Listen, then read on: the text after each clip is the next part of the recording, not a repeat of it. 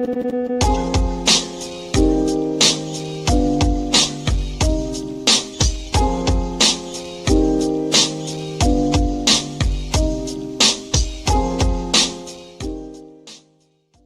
is asking questions about what happened and about these two guys. Quite frankly, I got to think for a moment. What are their names? They should be the most famous men in the world, actually. That might be regrettable, but usually when you do something really, really notorious, it gets noticed and it gets remembered. These guys are in some sort of crazy black hole of government forgetfulness. Okay, the guy on the left is Ruth. That was the golf course wannabe shooter. And the guy on the right is... Crooks, the Butler, Pennsylvania. Both of them appeared in propaganda videos, one for a financial behemoth and another for the Ukrainian army. I am Azov, I am Mariupol, I am Ukraine. Sorry, it's really hard, but the purpose of the action is to appeal to both leaders. That guy right there, Ryan Ruth, he's in Ukraine. He's quoted in the New York Times sometimes what it's like to be trying to join the Ukrainian army as an American. And then Crooks shows up in a, what is this, BlackRock or Blackwall? BlackRock, a big financial firm. Now, this guy looks like a nice guy. He's a teacher at some school district, and BlackRock takes care of their pension. And look who makes a cameo appearance in this. Well, it's kind of a propaganda commercial. In Pittsburgh, Pennsylvania, financial well-being to me is knowing that I can be free to do the things that I love to do. I hope when I retire someday, they say, you know, that guy made this place a special place to come to school. That guy right there he is, Crooks. Isn't that like too coincidental? Isn't that one of the three? So both of those guys appear in these high-end, unusual. It's just too crazy. When are we going to have a real investigation? I think it's going to start next week after President Trump is not satisfied with the report he's presented. Wow. All right. Wow, that was crazy. Dude, that is so crazy. I don't know how you spin that into anything, but apparently Trump is fed up. He wants the report on his desk next week about these two guys. Are you surprised it took? I'm surprised it took him this long. That'd be one of the first things. Okay, I'm here. Right. One who tried to kill me. You know, Right. what's going on? Well, I mean, everything is a first thing, you know, because you're just 44 days into a 4-year term. But No, I know. I'm surprised he's been this patient because I have a strong interest in, you know, my life. They don't follow up. I mean, how do you explain these two videos, Eric? I mean, it's just 1 billion to 1 odds that it would be random. It's absurd. It's absurd. Well, and also it's been memory hold because I remember us talking about this back then. Yeah, he talks about Ruth. Ruth has 6, and Trump mentions this too. Ruth has 6 cell phones, 2 of them with all kinds of foreign markings on them, and then Crooks has the foreign apps. So they both have apps and cell phones that are completely untouched. The family of Crooks is lawyered up with the biggest white shoe firm in Pennsylvania. He is completely persona non grata. None of the media are allowed to talk to the family. They don't know how he's paying for this law firm that's the most expensive one in the state of Pennsylvania. But Trump apparently is determined to get down to the bottom of this, Hunley. Yeah. It is about time. Yeah. It's about time. Actually, it's about time. I mean, this guy, Ruth, is the sketchier of the two, but I don't know. Maybe Crooks is sketchier. What do I know? I could be completely wrong. Well, Ruth has had more time to be sketchy. Right. I mean, this FBI director. Okay, what is this? Let's see. This is Trump talking a minute. It's been 7 months. Why do you think we don't know more about the guy who shot you in the ear? Yeah. Oh, well, and the second one with all of his cell phones. So I want to find the answers. I've told them. In fact, today I said, I want to find. We can no longer blame Biden for that one. He should have released that a long time ago. So they are giving me a report next week sometime, and I do believe I'll be releasing. I want to release the report. A lot of people have asked that question. You had one who had 3 apps, 2 of which were foreign, supposedly, and who has the biggest white shoe law firm in Pennsylvania, even though they don't live in necessarily a white shoe area. What's that all about? his law, the law firm. The other one, Maybe BlackRock paid for it. Maybe had 7 or BlackRock paid 6 for it. cell phones. And Why does he have 6 cell phones? Trump doesn't have And 6 why- cell phones. No, most people don't. I mean, Why does Ruth have 6 cell phones? I just want that question answered. that's a great question. I mean, how do you pay for 6 cell phones? Let me put it that way. I mean, you have 6 different accounts. I mean, what is the deal here, Eric? I don't know. It's a good question. I mean, a lot of people have 2 cell phones, not unheard of. Work. I have 2. Yeah, I have 2. Okay, yeah, or Yeah. whatever. Yeah. I have an Android phone and an iPhone that I've tested on. But in general, most people don't go far beyond that, or the extra cell phones are old cell phones that are in the drawer that they never gave away. Right. But they don't have a SIM card in them or anything. They're just dead cell phones. Usually, yeah. I mean, when somebody says 6 cell phones, I assume they mean 6 different SIM cards. I assume so as well. And by the way, most cell phones now could have 2 SIM cards in them, so that could be 12 lines for all we know. Absolutely. I mean, this is one of the most bizarre cases. Now, keep in mind the FBI director, deputy director, who testified about Crooks's Gab account, Eric, how sketchy that was until he was called out by Marsha Blackburn of Tennessee, who said he was completely pro-Biden, completely pro-lockdown, completely in favor of Biden's policies, and a Democrat. The guy was like doing doublespeak, the deputy director, to dance around it.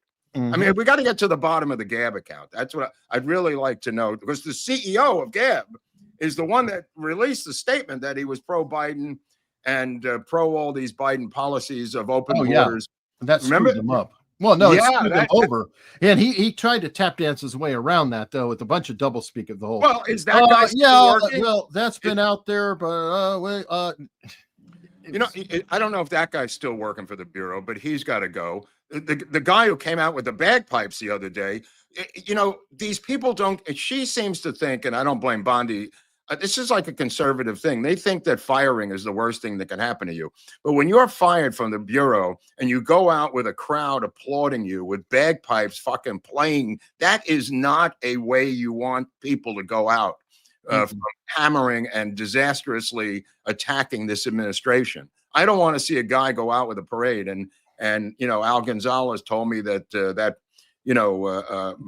ceremonial of bagpipers was a thing they do for upper level people when their career is over.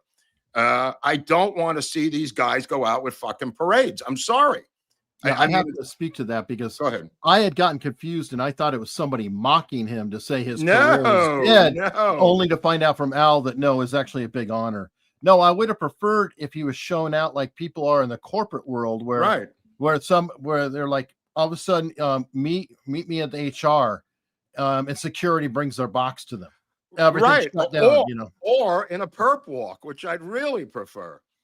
For interfering with government activities, for, blocking things, for, hampering Pam Bondi from her investigation, whatever you want to charge people with, start charging them. You got 45 days into this administration, 0 grand juries, 0 indictments, 0 arrests, except the Kash Patel 2 military guys last night for stealing secrets and selling them to the Chinese or something. I don't really know what was going on here, but this is a constant FBI struggle. Even in the politicized FBI, they were arresting people who were cooperating with the Chinese. And this seems like a financial crime where you're just paid to give them whatever the hell you got. But I'll take that. University. I'll take that. But that's not the political crimes everybody voted for Trump for, to find solutions to the political criminal activities.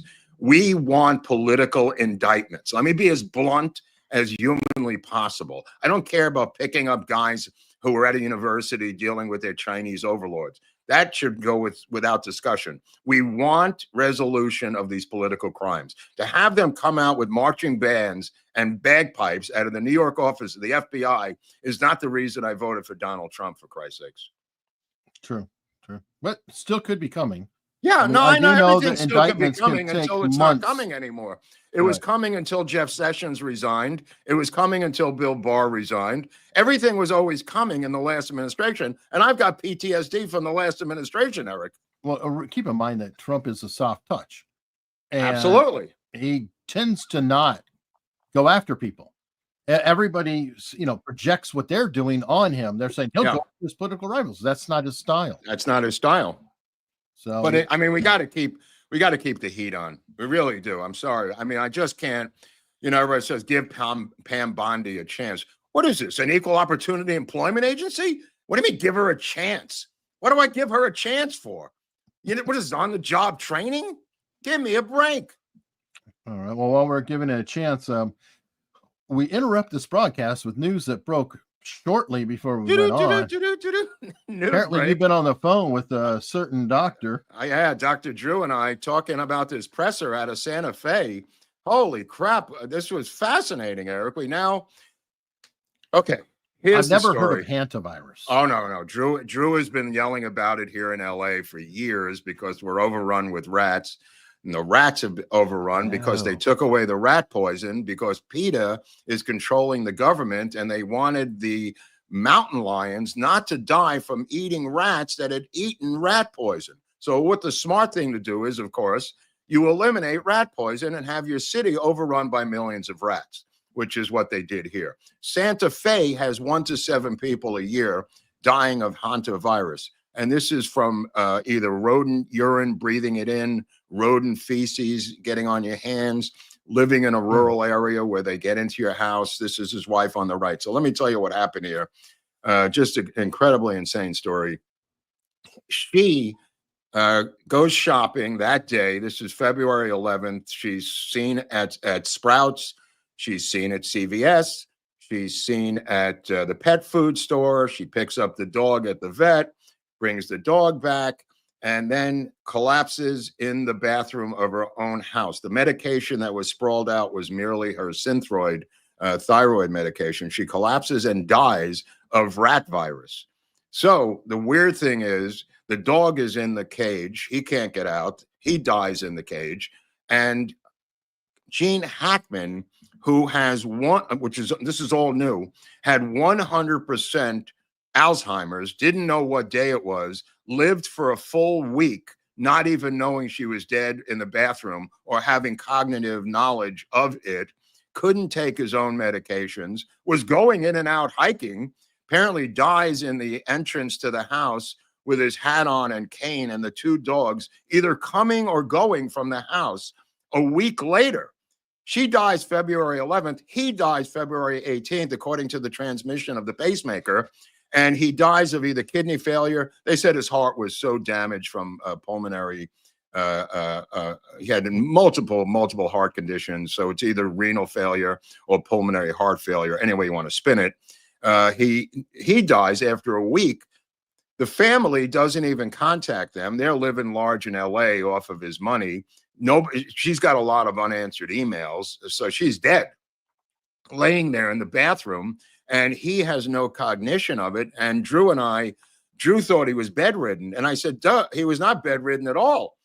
He had been seen in town the month before. They had a restaurant in town. He had a cane. He was standing up. And Drew said, was he in a wheelchair? I said, no. He was walking around in Santa Fe a month before that. So apparently, I believe that she administered his medications. So over the course of the week, because of his Alzheimer's, I don't think he was cognizant enough to take his 10 million meds that he probably took because of his multiple health conditions. So he's given like 100 meds a day or 50, who the hell knows, by her. They didn't have a nurse. They didn't have a live-in. They didn't have a caretaker. Insane as that sounds. Like hundreds and thousands of couples who get older. Yeah. Right. She didn't have that. And so she dies. He literally doesn't know how to take his own meds or do anything. And he lasts a week before he collapses on either coming or going from a hike on his own, not even cognizant of the fact that his wife is dead in the other room. An incredibly dark story. The coroner spoke. And then the health commissioner spoke about hantavirus. The coroner who did the autopsy insisted it was not dehydration that he died of. He was fully hydrated, had an empty stomach, but he did not die of starvation. She said his heart was incredible damage, pulmonary. He had multiple heart attacks, multiple heart treatments, and technically the kidneys went, which goes with it, a renal failure. So you could pick your poison as to which killed him. Doesn't really matter. The point is she was running around wearing a mask with hantavirus, not knowing she had it, breathing it back in to her own lungs, Eric. Until now I've got people in the chat complaining that saying, how did he not have it? Oh, it's usually rat to person and it doesn't go person to person. Okay. Yeah. And it doesn't go animal, it's not transmittable among animals either. So he was tested, he's negative. Yeah. So just a weird story. I mean, and they said, 1 to 7 people, the CDC is aware of it. RFK Jr. is aware of it. It's a place, where it's prevalent in Santa Fe because of the surrounding area. They get into your house, you breathe in the odor of the urine is how it gets into you for the most part. You breathe in the fumes from the rat urine, or you could touch the things, the defecation, but that's not even the most common. She said the most common is the breathing in the fumes.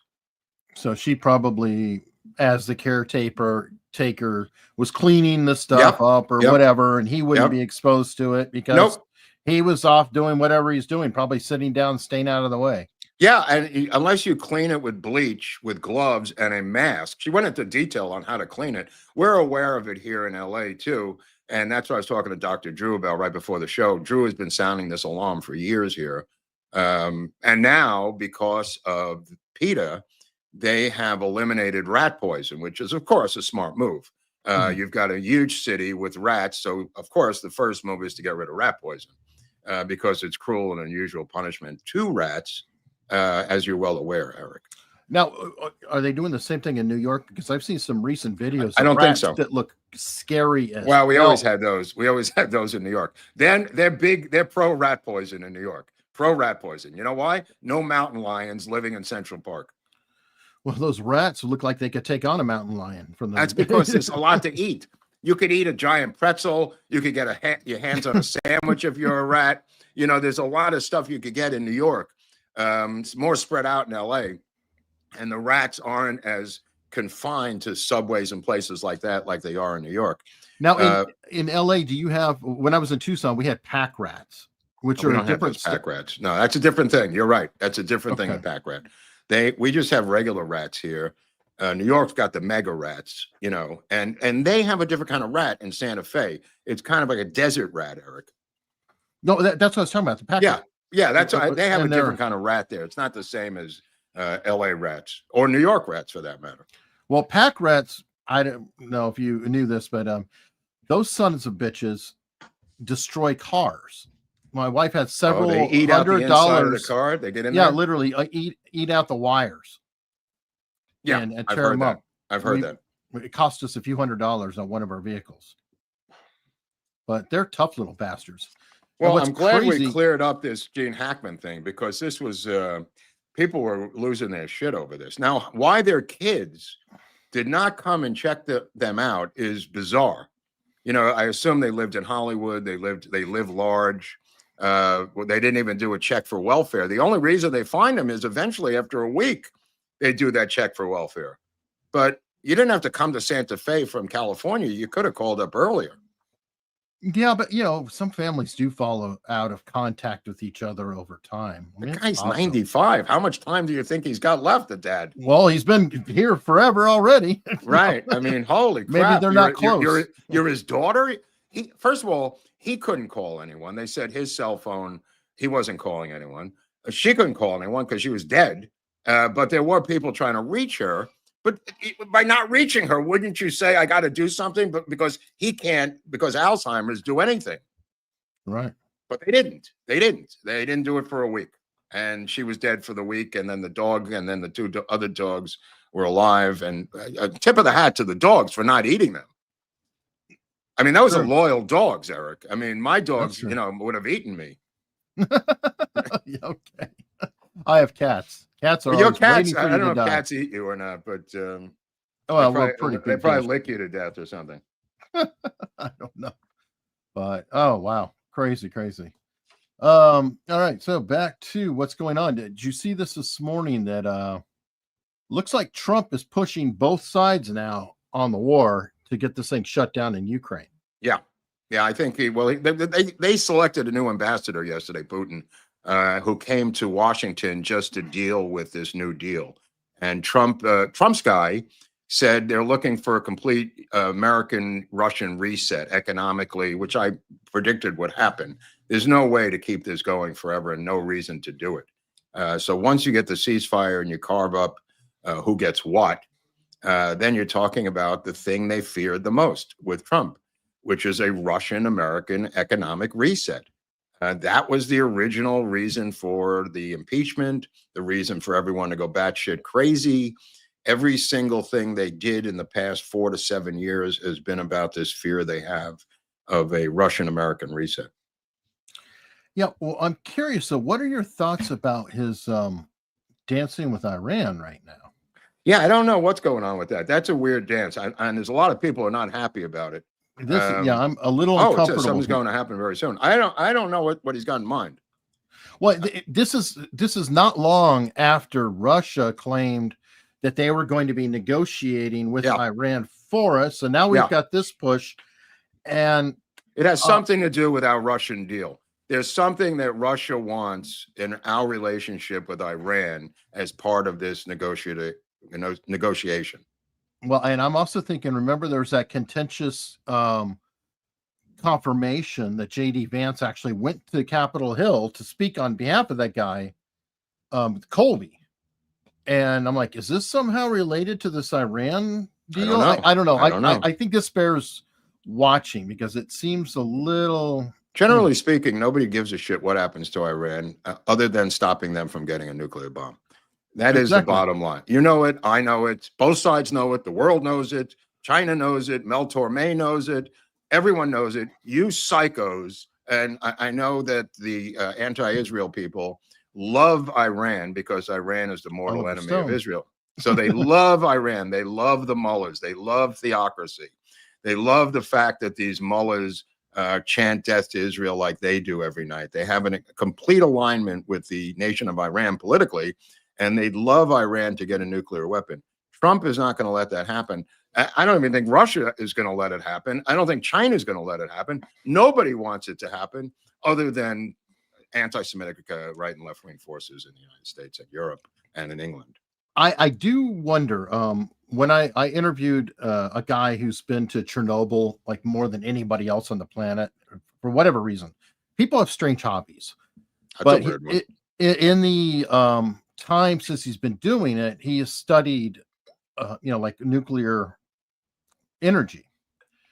And according to him, there are nuclear reactors out there that do not produce anything that can be used for weapons. I like that. We don't like them because we like to produce stuff that can be used for weapons. But I'm wondering, it's a good idea. This is injecting my thoughts into it. Yeah, it's a good idea. True. Yeah. What if the deal is, if you really do want nuclear power, and you're being legitimate, it has to be this. And if you get this type of thing that you cannot spin out plutonium or any kind of side effect, you could have that for a nuclear power plant, which we supervise, but you can't have the other. Right, I agree. But like the Saudis, they're drowning in oil. Unlike the French, who are running their entire nation on 9 to 15 nuclear power plants, they have oil to run their operations in quite a bit of it, Eric, right? Oh, I agree. And to David Himmelsbach, I never said I was a atomic scientist at all. Himmelsbach, very clear. Himmelsbach invented the neutron bomb. So maybe it's his offspring or something. Maybe. Yeah. But whatever happened to the neutron bomb? Remember how popular that was? It's going to do the same amount of damage as a hydrogen bomb, but leave the building standing. I don't know. It's okay. Well, there's people in the chat know that surgical stuff that we love to talk about. The neutron bomb was a big deal. I don't know, like in the early 80s, I forget when it was invented, but everybody was just clucking away about the neutron bomb. Well, it's, I guess, like Star Wars. Well, no, but it was real. I mean, Star Wars, I think. Well, Star Wars became the Iron Dome, didn't it? Well, It's just up in space. He's getting us an Iron Dome. Isn't that great? Yeah. I mean, where do you put that? I mean, you put it like all around the country? I don't know. It seems like it. I think it would be strategic locations. I don't see how you have it everywhere. What are you going to have? A missile every 100 feet? City? Yeah. I don't know. It's a good question. Iron Dome in Israel, of course, is extremely effective. Even college kids get to run it who are good at video games during their summer vacations. Everybody gets to run the Iron Dome in Israel at somebody just to man it, because they need everybody involved. And the college kids love doing it because it's like a video game to them. Well, but Israel's the size of New Jersey. Right. That's what I'm saying. Right. It's like having Jersey ringed with missiles. What about the rest of the country, Eric? Exactly.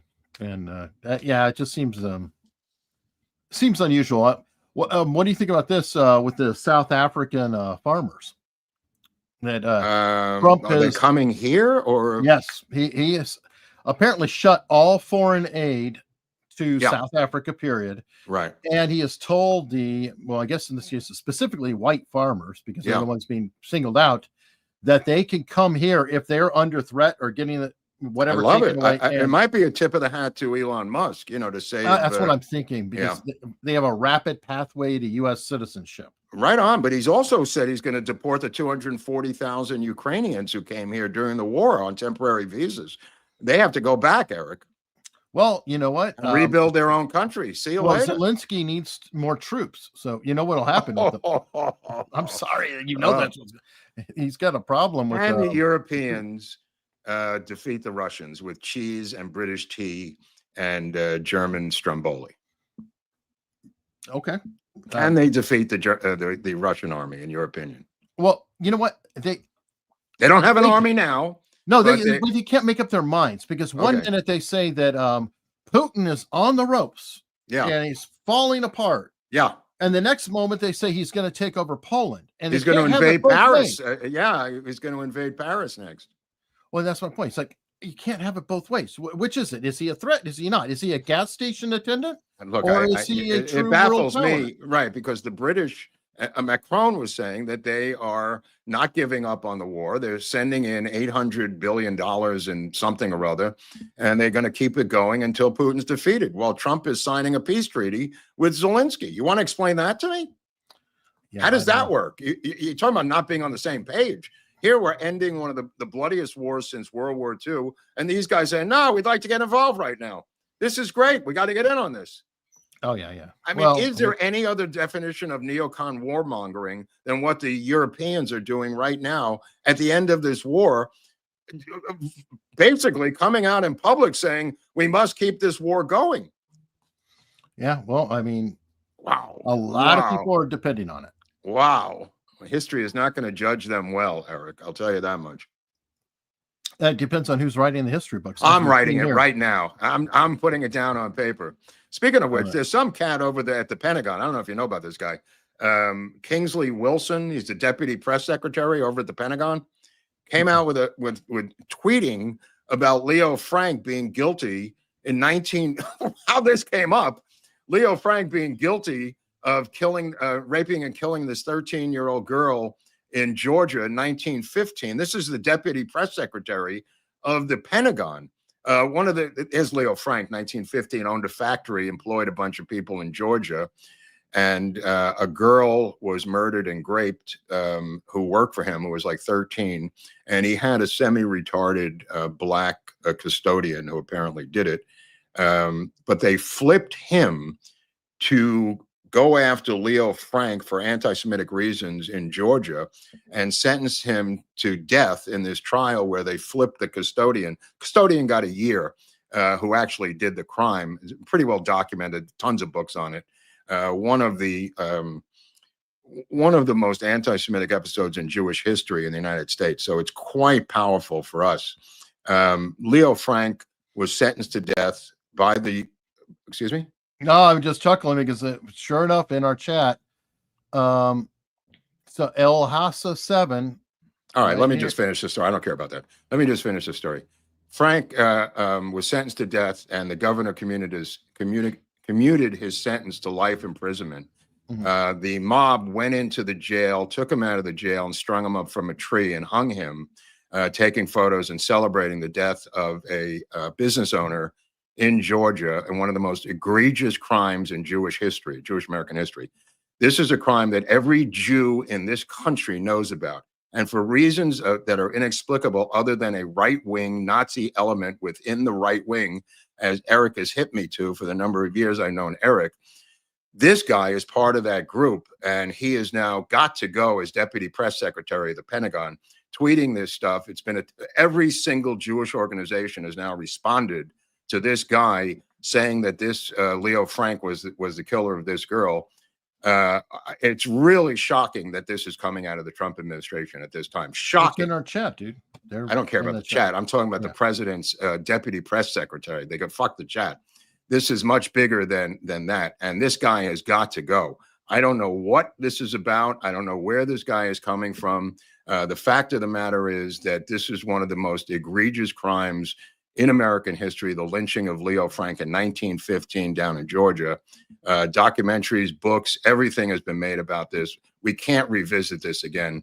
This is the equivalent of the Dreyfus affair in France. This is the magnitude of this, the Jewish people, is so enormous that we can't even allow this discussion. This is level of Holocaust denial level, Eric, just so you know, from our point of view. Well, I hate to tell you, what do you think the over-under is on Tucker Carlson repeating it within a couple of weeks? Oh, well, the fact that Rogan had that, who was that guy we were talking about, me and you, that Rogan had on? A guy completely uncredentialed, having no books, no background, a skateboarder or something, talking about all kinds of crazy crap like this. Yeah. I mean, what's the motivation for Joe Rogan? Does he need the viewers? What Joe, he does have edgy people on. I will give him that. I mean, he's had, other people on, whatever. And that's a hard one, because I'm of the mindset where I don't want people silenced over their words, because I want to know what people are saying. Right. But at the same time, he did lend a very powerful megaphone to this person. Now, the weird thing about this guy, Ian Carroll, who you're discussing. Oh, Ian Carroll, yeah. He is very, very, very focused on Mossad Israel. Right. How does he get his information, do you think? How does he get his Here's the funny part. Right. He quotes Whitney Webb. Right. Now, but here's the thing. Whitney Webb has come out and said, hey, thanks for quoting my book, but you're kind of ignoring half of what I wrote about. So she has no love of Mossad or Israel or anything, but right. Her thing is it was CIA, MI6, organized crime, and like a combination. So even then, he's tailoring it down. So she's already not in love with Israel, but then he's actually tightening it down even more to focus that particular narrative. Well, is Nick Fuentes going to be on Rogan next? Is that as you suggested? I mean, how far does this go? Does Nick Fuentes go on to Tucker's show and expound on this? I don't know, but it's interesting to see that Nick Fuentes was out there celebrating, and he's super happy because Ian Carroll was on. They're bros. They're Nazi bros. As Candace Owens was on with Theo Von. Yeah. Kanye. What's the Theo Von thing? I didn't know Theo Von was in on this. I don't know if Theo Von is in on it or not. I mean, Candace Owens is a super pop. You used to love her. I told you she was a problem, but she's very, very, very, very, very famous and popular. And Von might be like, hey, we'll get a lot of views. Right. Oh, but we have a guest, my friend. So. Oh, yeah. We got to bring this guy on for the people who are at home. They don't know who this is. It's a guy who we've been missing each other a couple of times. This is a guy named Garrett Ziegler, and Garrett Ziegler, Eric's just holding things up at this point. Garrett Ziegler is a guy. Garrett Ziegler is a guy who's currently embroiled in a lawsuit with a guy named Hunter Biden here in LA because he was the guy who published much of the material inside of the Hunter laptop. the Hunter laptop becomes apparently a bone of contention for Hunter Biden himself. And it seems to be the gift that keeps on giving. And we've been trying to get Garrett on here for a number of months. And luckily he's available now for a couple of minutes. But maybe, we can get into the lawsuit with Garrett if we could bring him on, Eric. Here he is. Hey, Garrett, thank you. Thank you. I'm honored. This is a long time coming. I have loved your program, especially the stuff on LBJ. And, the laptop is, some people are worn out by it. So I have a couple things tonight that are not new per se, but I want to emphasize, considering my interlocutors, especially about the CIA and why we're still pursuing this case. Hunter wants to drop it with sort of no strings attached. He wants just back up as to what his lawsuit was, Garrett, against you personally. So he's suing me personally and the nonprofit I lead, Marco Polo, which published the book. And he is suing us for hacking under a 1984 criminal statute called the Computer Fraud and Abuse Act. If anyone knows me, they will immediately start laughing because they know that I'm not a hacker. In fact, I have a degree in economics and all I can do is write. So the idea that I would even have the technical ability to do what Hunter's accusing me of doing is a joke.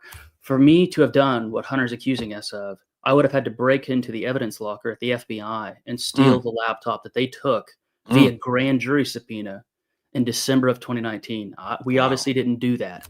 I got a copy from Rudy Giuliani's folks because I got to know him because I worked in the first Trump administration. I worked in the White House for a guy who's still there, Peter Navarro. And my interest in all this started because of what I saw as Chinese influence. And that's what I did with Peter. So Hunter's suing us for hacking, and he has a bunch of white shoe firms representing him. And now that his dad is out of power, it appears that he has run out of money. But that, I think, is a cover story. And the real story is that we had served deposition notices on both Hunter, but more importantly, the money bags behind him. Kevin Morris. Morris is suing you as well, isn't he? Separately. He is in state court, and we won at the trial court level. Morris? Kevin Morris is his money bro. Yep. Kevin Morris is the Geico caveman looking figure who's the longtime lawyer for the South Park creators. And he made a pretty penny on that. And he has a virulent strain, almost an uncurable strain of Trump derangement syndrome. I mean, we're talking 2017 diagnosis. Yeah. He was watching and talking about Midas Touch and Lincoln Project even in 2017. So Kevin Morris is bored. His wife has left him. They're estranged. His estranged wife is one of the lead agents at William Morris. Wow. Represents Miley Cyrus, very, very powerful woman, Gabby Morgerman, equally as degenerate. I know who she is. Yeah, equally as degenerate as her estranged husband. But Morris was basically bored and wanted to defeat Trump.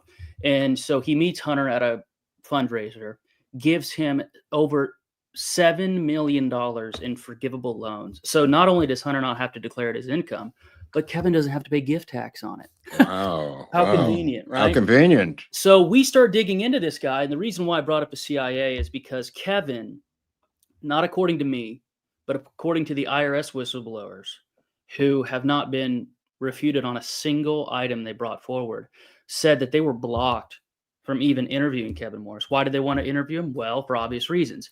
He, through a loan to Hunter, paid over $3 million in back taxes. So they were wanting to interview him for a number of reasons. There was an active federal criminal investigation of Morris about these payments. We think it's an in-kind campaign contribution. Right. And why do we believe that? Because the whistleblowers brought forth an email by Kevin in February of 2020 saying that there was considerable political risk they were under if Hunter didn't file his tax returns. So we have the quid, we have the pro, and we have the Joe. But now that there's no... It's a quid pro Joe, a standard... Quid pro Joe. But now there's no Joe. No Joe, so we got quid and pro and no Joe. It's no Mo. Yeah. But So something's got to go. Yeah, so Kevin's generosity only seems to run the well of Kevin's generosity is only as deep as Joe is in power. Wow. So now that Joe's out of power, because Hunter has multiple civil lawsuits. This is what's ridiculous about all this. His one against us is ridiculous. Well, it ends because you're on the eve of depositions. Let's face it. Yes. You know that most lawsuits end with the deposition phase because you want to bail out. But he wants it to be without prejudice, right? Precisely. He wants to be able, because if he finds a new sugar daddy, if he finds another stupid patron, for whatever reason, wants to fund this, he can. So we're being any sane defendant in this scenario would not accept a dismissal without prejudice. So all we're asking the judge, and of course the leading news is that Hunter's broken all that. All we're asking the judge is, if you're going to grant this, grant it with dismissal and for our fees to be paid, because we've had to spend $197,000 so far to fight this man-child. Yeah. Well, the reality of it is he doesn't own the house that was damaged or undamaged in the fire. It's merely a rental. He's crying fire blues on top of that. And he's also crying that nobody's buying his cockamamie paintings anymore. Why aren't the Chinese buying them? Well, maybe he's got no influence anymore, Garrett. Good point. I think that, to be fair to Hunter, they're not as bad as my 3-year-olds. But right. They're like, I'm trying the to think stuff of I did on acid. Are they better than W? How are they compared to W's? That's a good question.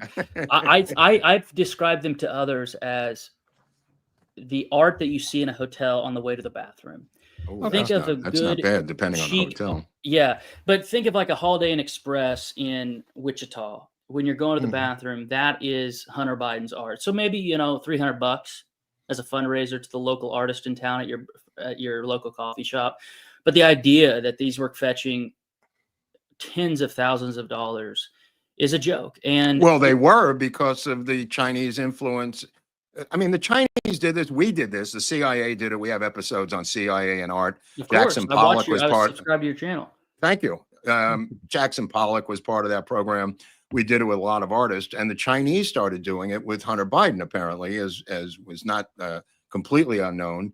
But now his paintings aren't worth anything because there's no Chinese people scooping them up.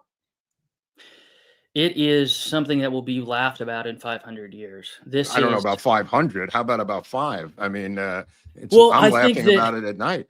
That even people who are generations removed from us that have no personal connection to the Bidens will laugh at his gall. I mean, if you are going to bring, and again, the press is acting like I'm the plaintiff in this case. Right. That he won't let him get rid of the lawsuit. Why would I let him get rid of the lawsuit without any consequences for a frivolous suit?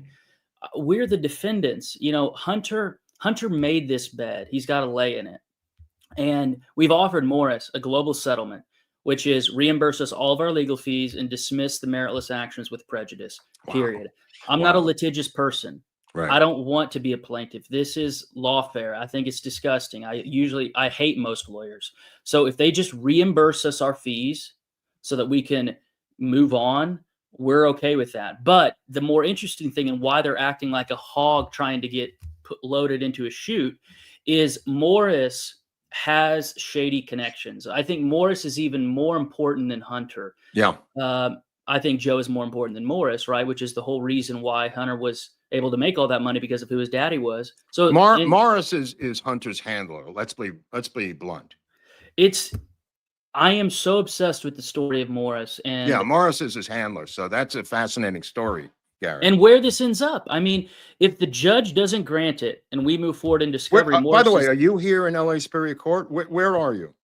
In the state court case, we are. And in the federal court case, we're downtown, First Street Courthouse, the same district in which he had to appear to plead guilty to his I live in Hollywood, so I was just there on the 26th to the 28th.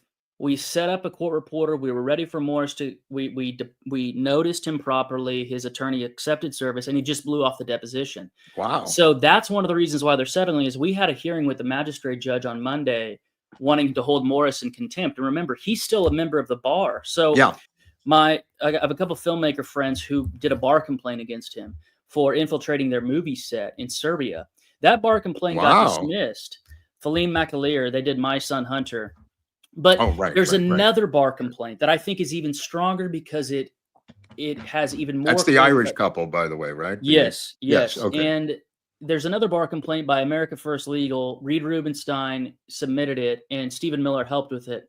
Cool. It's even stronger Cool. because there are clear rules prohibiting attorneys to lend money to their clients. It fundamentally alters in a negative way the attorney-client relationship. Because why? Because the attorney they're supposed to put the client's interests first. And if that person owes you money, that can cloud your interests. So how he is still barred is beyond me. Kevin Morris needed to lose his bar license in 2021. When you say barred, you mean member of the bar, not barred. Yes. Kevin Morris is a member of the California State Bar, has been since I think 91. Graduated from NYU and came out there and married Gabby. And the home in the Palisades is, according to our attorney, but it has smoke damage, and they have a point there in terms of there's probably a bunch of carcinogens. Paint and everything else got burned up, and I wouldn't go there for at least. Well, you seem comfortable with the press, because I remember a relative of yours who used to be involved in the press, and Eric knows who I'm talking about. He doesn't realize it now, but the Ziegler name reminds me of a press secretary going back to our Watergate series named Ron Ziegler. Is there any connection between you and the legendary press secretary of the Nixon White House? First cousins, but twice removed. Yeah. Twice removed. He was born in 1939. So my great grandpa and his dad were brothers. Wow. But his side of the family moved to Ohio. His grandpa was a pastor, was a Lutheran pastor. And so that's how he ended up growing up in what's the town? Covington, Kentucky, on the Kentucky side of Cincinnati. Okay. And of course, I only met him once because I was born in 96 and he died of a heart attack in Coronado in 2003. Right. But, I was his age when he got the job. He was 29 and Levitt just beat him out. He held that record for a long time. Caroline Levitt beat him by 2 years, which is a pretty heavy. I don't think anybody will beat Caroline Levitt to be the youngest press secretary ever. But, Ron was smooth. Ron was very smooth. He was loyal to a fault. Definitely some bruises, but I think that Nixon treated him like a nephew, and like any nephew-uncle relationship, Nixon was in the wrong a few times. But I don't think that – I think that by the end he realized that Ron wasn't a snake and that he was one of the few people on the chopper back to San Clemente on August 9th, 1974. A day that will live in infamy. Yeah, I really love Nixon. I've listened to I've spent a lot of time in Yorba Linda. I went out there to the library and looked at all of his stuff. That was in 2018. I was out there for 3 weeks. It's listening. Great. It's great. I was just down there a couple months ago. I think he is, I'm an anti-globalist, so he made a lot of mistakes. Yep. And I loathe Kissinger and a lot of other people around him. But I think that he and Pat Buchanan are both being vindicated, each in their own way on certain issues, not everything. Buchanan for sure. They're being vindicated on certain issues, like to the degree that they were psychics. Yep. Well, where can we find a copy of the book, Garrett? Because the book is tell us how we could get a copy, because I have my copy. Eric has a copy. How can the American people get a copy? So the book is free online. All you have to do is go to bidenreport.com. Say that again, bidenreport.com. Bidenreport.com. Bought that domain name for $10. That goes to our website. You can read it online. You can get a physical copy. And that's great. We've sold about 20,000 physical copies. Ironically, like the Streisand effect, another LA connection, when his wife came up to me at a criminal trial and spit in my face and called me an effing Nazi, which is just, of course, ridiculous. I'm a constitutionalist, right? So she didn't even make her insult intelligent. Right. She could have came up to me and said, you're an asshole, which I wouldn't agree with, but I could understand her point.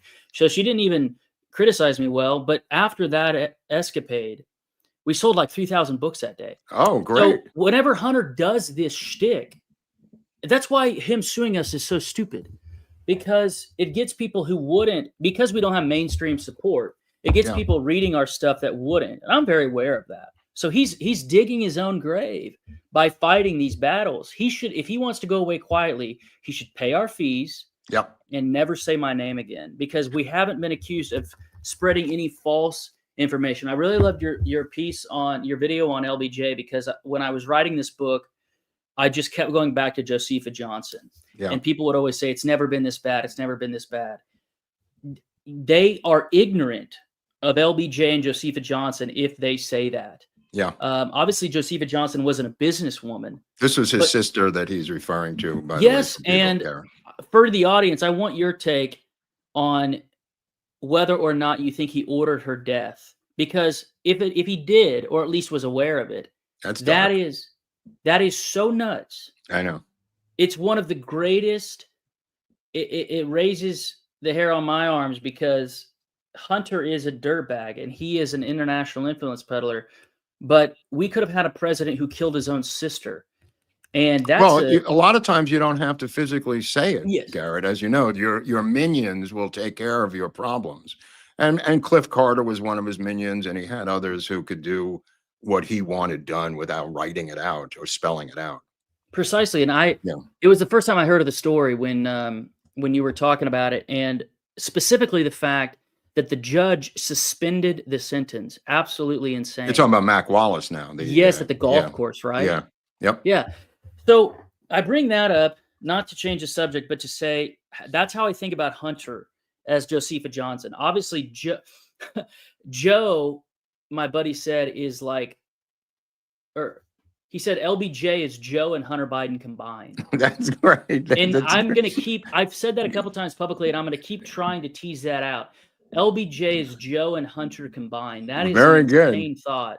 Garrett, can you come back and tell us what happens after the trial? Totally. And okay, I'm going to be out there. If okay, all right. Mediation, we're going to get you on for a longer segment. I just I saw you on Greg Kelly last night, and I figured, I figured that if I took a shot, maybe you could come on today and help with the situation right now. Anytime. I'm a big fan. Okay, Garrett, thank you so much. Garrett Ziegler, ladies and gentlemen. Pick up the book at Hunter Biden. What's the name of the BidenReport.com. BidenReport.com. Get your free copy now. Great gift, great reading, totally salacious. Enjoy. Thank you, Garrett. Thank you.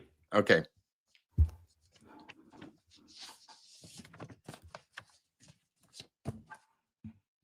Oh, I don't hear you, Hunley. Hunley? Got it. Sorry. Oh, he's back. Okay. Well, that was fascinating. I saw a movie last night. I saw two movies last night, which I thought I wanted to mention to segue into another subject here. There was one called A Real Pain, which was written and directed by Jesse Eisenberg. I don't know if people know who he is. He played Mark Zuckerberg. Yeah. Right. Social Network, I think it was. Social Network, and he's in Woody Allen movies and stuff. And this is him on the right. And Kieran Culkin, the brother of Macaulay Culkin, who won an Oscar. So I said, let me see what this was about. It's called A Real Pain. So I watched it. I watched two movies last night. I just wanted for Friday for movie picks for people who are looking for movies to watch or not watch in this particular case. This is about two cousins who go to Poland to find their grandmother's house in Poland, who has just passed away, their cousins. And Kieran Culkin plays the most annoying, intentionally, A Real Pain is part of the title. Right. He plays a character that's the most annoying character in the history of film. And these are people who are going to revisit the loss of their family members on a tour, a Holocaust tour of Poland.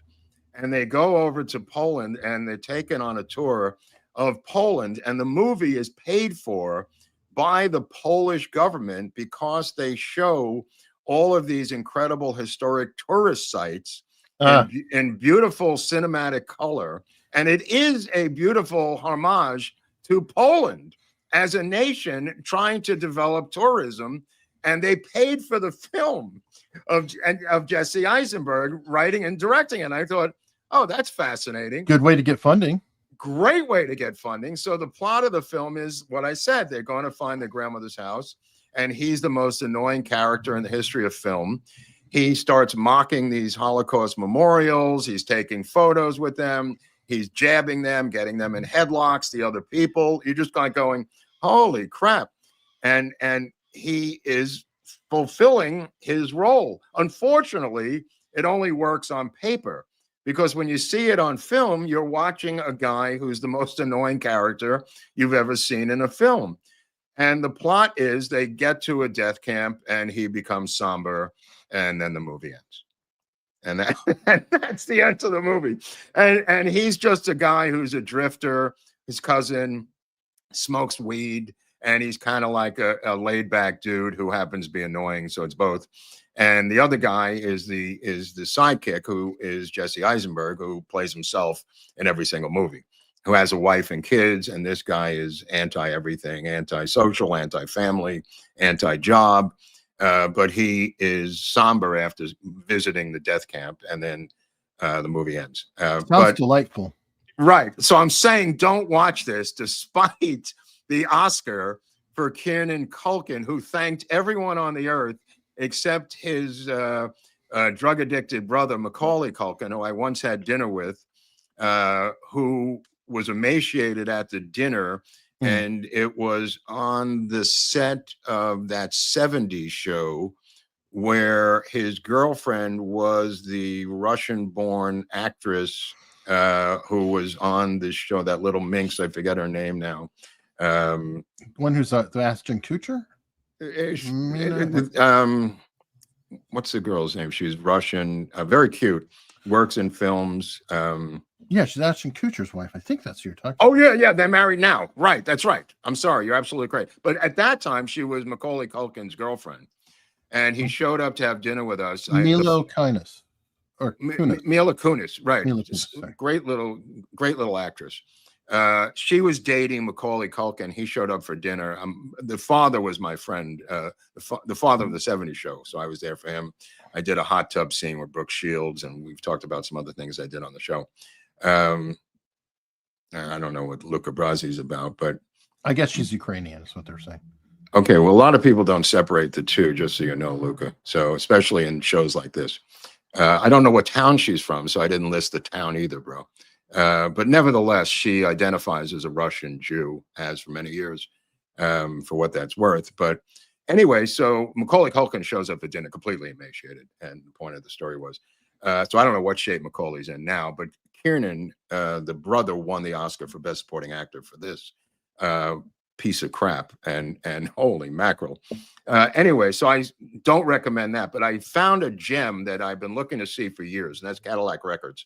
A 2008 film written and directed by a woman I've never heard of, built around Leonard Chess, who ran Chess Records. I don't know why they call it Cadillac Records.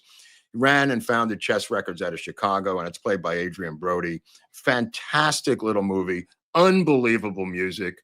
The people in there are unbelievable actors in there. Jeffrey Wright, Gabrielle Union. This is obviously Beyonce playing Etta James. Jeffrey Wright playing Muddy Waters. I mean, I was stunned. I would putting this movie off for years. Absolute. Cedric the Entertainer is Willie Dixon. And I mean, this thing is balls on accurate. The music is incredible. A lot of it sung by themselves. The Etta James thing is portrayed by Beyonce, fantastic. Adrian Brody, that's the Adrian Brody I remember, not the one from The Brutalist, playing Leonard Chess, who is a Polish Jew. Again, the two movies have a kind of a synchronicity together, but the Jeffrey Wright thing is Muddy Waters, absolutely fantastic. The Howlin' Wolf character was unbelievable. The music is impeccable. Highly recommend this 2008 film, Cadillac Records. I just wanted to get that out. Directed and written by someone named Darnell Martin, who happens to be a woman, but she later went on to direct TV. So I don't know. This is like her only film or something. And unfortunately, this one never got an award, right? Got some Grammy nominations for the soundtrack album, but Academies, nothing. Lost money.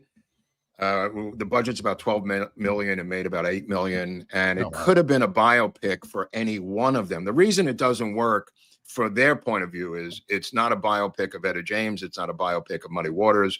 Little Walter, who's my hero, Little Walter Jacobs, the greatest blues harp player of all time, played by a fantastic actor I never heard of named Columbus Short. The movie's violent, it's accurate, it's bloody, it's sexy. The it's impeccably shot. I mean, holy crap! I mean, what a great little film. Well, at least you got to see a good film recently. And Mos Def as Chuck Berry. Let me just add that. All right. So while we're into culture, we'll just say we're into California. Okay. And your governor, if I can get this to. Oh my God, what's going on, Eric? Well, I think we said it offline, and I think people are starting to figure it out anyway. I don't know why my mouse isn't reacting. So hold on. This guy's in big trouble now. They have gone after him all day today. Okay, well, we'll get to the story, but yeah. Well, if I can't seem to get it pulled up, so I'll just whatever. Yeah. Essentially, he's switching sides on the trans issue, the trans sports issue. Correct. Yeah, the trans men and women's sports. This came up with an interview with Charlie Kirk on his new podcast. This is Newsom, or this is Gavin, whatever the podcast is called. He had Michael Savage on Tuesday. The day before that, he had on Charlie Kirk. I don't think there's a third episode yet, but nevertheless, he capitulated to Charlie Kirk's Gavin Newsom splits from California liberals and condemns transgender. Yeah, they are going batshit crazy out here over this. I can't tell you the earthquakes that this has created against Gavin Newsom, Eric. So this may be we are minimizing it, but to them out here and him, it is an earthquake. So might be perceived as a minor deal in the Charlie Kirk interview, but a mega deal to these cats. Well, as he moves to the center to acquire the Democratic nomination for president, which I predict he will acquire in 2028. I've been saying this repeatedly for a number of years on the show. He is moving towards that nomination by moving politically towards the middle. Right, and if he's getting ejected by them, that only helps him. Absolutely. Now, my point is that I don't believe any of these conservatives should go on his show. They're flooding to go on this show, which he's going to use for political commercials. He's going to sharpen up his debating points by debating Charlie Kirk and others. This is a training ground and a Venus flytrap for conservatives that he has brilliantly launched, and conservatives seem to think it's innocuous, and they're helping him, and they don't even realize it. The fact that Charlie Kirk thinks that he's not going to carve up these things into political commercials is so naive as to be ridiculous. Not only that, they're giving him debating training skills on how to debate conservatives for hours on end. He must be so overjoyed that this is working. It's one of the greatest schemes I've ever seen him come up with, is this podcast where conservatives are the guests, Eric. Oh, yeah. And no, it works for him on every level because it separates him from the left, which is so toxic already. It puts him on stage, and he can now rebuild his image to be a Fetterman type of a character, because Fetterman's, getting good press, and be like, look, oh, that's my good friend Charlie Kirk. And every time he goes owning the footage and carving it up into political commercials. It's how about that? It's very Clintonian. Yeah. This is a move I could see, Bill Clinton in his prime doing. Yep. Where, remember, Bill Clinton didn't even say anything about George H.W. He was like, oh, I've just got a better vision for the future. No, Clintonian is a good analogy of this guy, because he is a Western Clintonian force. So, you got to respect the game a little bit. I do. I completely do. And people think he's an idiot. Believe me, I'm just going to keep telling you, he is not an idiot. You just don't get it. He is a savage, ambitious politician with a huge war chest, with a lot of connections, and he will be the Democratic nominee for president in 2028. Yeah, and that's the other thing too. Is he's building a lane. Yep. Like everybody else is all crowded and bickering and fighting and trying to get there. Meanwhile, he's just building this lane. Yeah. And I think he's been on this track. Yep. And he wanted Kamala to be the nominee. I don't think he could have pulled it out necessarily against Trump. Trump might have been too strong, and there might not have been enough of a runway for him to pull it out. But now a 4-year runway. Yeah, this gives him a longer runway, and he's also still the governor of California for the next year and a half. So he's in the driver's seat in terms of where his career is. He's termed out here. He's got nowhere to go except for the Democratic nomination. They have absolutely nobody anyway. They'd be lucky to have the guy based on where they are. And he has incredible verbal skills. And this will be his friend Charlie Kirk, who met with him, and Michael Savage, who loves him, and all these people who seem to have a relationship with him. It's going to come back to bite them on the ass. Yeah, it is. Yeah, it is.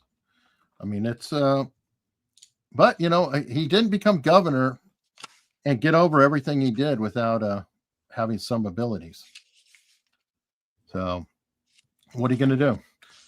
All right. Well, I don't know, but in jail, apparently there's other weird stories. What's up with Sam Bankman-Fried and I was Tucker just going to Carlson? say that. Well, again, his new friend in prison. This is Sam Bankman-Fried, who's in Rikers Island. His bunk, or not cellmate, but roommate, I think it is, or something like who's that. ever on that floor. I guess it's a block mate on that cell block that he's in. Is Diddy. So Diddy's in there, and there could be others in there who are his friends. Yeah, and they're apparently they get along well. They get along well, him and Diddy.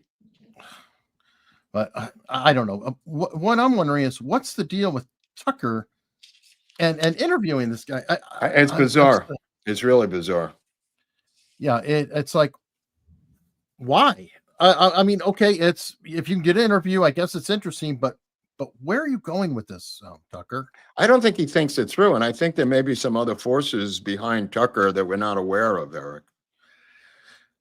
Yeah, it could be. It could be. Anyway, it's a very, very, very interesting choices that are being made of late. Okay, now what was it? I wanted to share this story. If I can get it to come up, boy, for some reason my computer's acting up. But what's going on? Our friend Scott Jennings apparently is getting a big pay raise. So what? Not everybody is suffering at CNN. The one conservative they've got, wow, like this guy. No, he's doing so well that a lot of people are only watching CNN to watch Scott Jennings. I have a prediction that Scott Jennings is going to get his own show on CNN. Oh, without a doubt. Yeah. I mean, he's an incredible talent, and the way he handles himself with everybody being an adversary, I think it's great. Yeah, he takes on 5 people each day, 4 or 5 people. Right, he deserves double the wage because he's twice as good as any of them. Yeah. I mean, well, I also understand that he was being groomed to run for McConnell's seat in Kentucky, so that may be a factor. It might be, and maybe that's part of the reason for the raise. Is maybe he said to the network, "Hey, you know, they're talking to me. I really love what I do here, but sometimes I have to follow opportunities." He said, "How much? How much do we have to pay you? You're the only guy people are watching on the network. Please." Yeah, I it's kind of interesting. One of the producers of Cadillac Records was a guy named Andrew Lack, who used to produce. He was the head of CBS News. He was the head of. Started out as the head of 60 Minutes. I think he's still the CEO of MSNBC. Andrew Lack. He became the head of Sony. He's one of these guys who was the CEO of every company, but started out as an actor. I mean, just the strangest deep state career of anyone, Andrew Lack. And I looked at this thing. I'm going, why is it? I think he was president of Sony when Cadillac Records came out. So he provided the music for the movie. But nevertheless, I remember going to the Javits Center. There was a press conference in New York at the Javits Center because what's her name from 60 Minutes, who interviewed Trump, had a book out, the blonde-haired lady. I forgot her name. Yeah, I forgot her name also. I get her confused with the other one on CNN. Hold on, let me just Google this lady. She had a memoir that came out, and it was about the Reagan administration, quite a bit of it. Let me see here. Leslie Stahl? Leslie Stahl. So Leslie Stahl had a press conference for her memoir, and in the memoir, it talked about how she capitulated to the Reagan people and allowed them to set up their own lights, set up their own cameras, and control the entire 60 minutes event of Reagan being interviewed by her, unlike Trump. And of course, this was 25 years ago, this interview, this press conference. So I thought, wow, it's kind of interesting. And it's in her book, right? And I'm going like, what? And I stand up and I ask this question. I go, why did you capitulate to the Reagan administration to do this? And Andrew Lack says, sit down, you're a liar. I go, what? This guy says I'm a liar. I said, I'm a liar. And I hold up the book. I said, it's on page 219, 220 in this book. What are you talking about, you piece of shit? So me and him start screaming at each other, me and Andrew Lack. And I don't even know who the guy is, but he's her handler on this book tour. And he denounced me as a liar for saying that 60 Minutes capitulated to the Reagan people in putting together this production on 60 Minutes. And the only reason I thought about this was I saw his name as the producer last night on Cadillac Records. Wow. Yeah, weird story, man.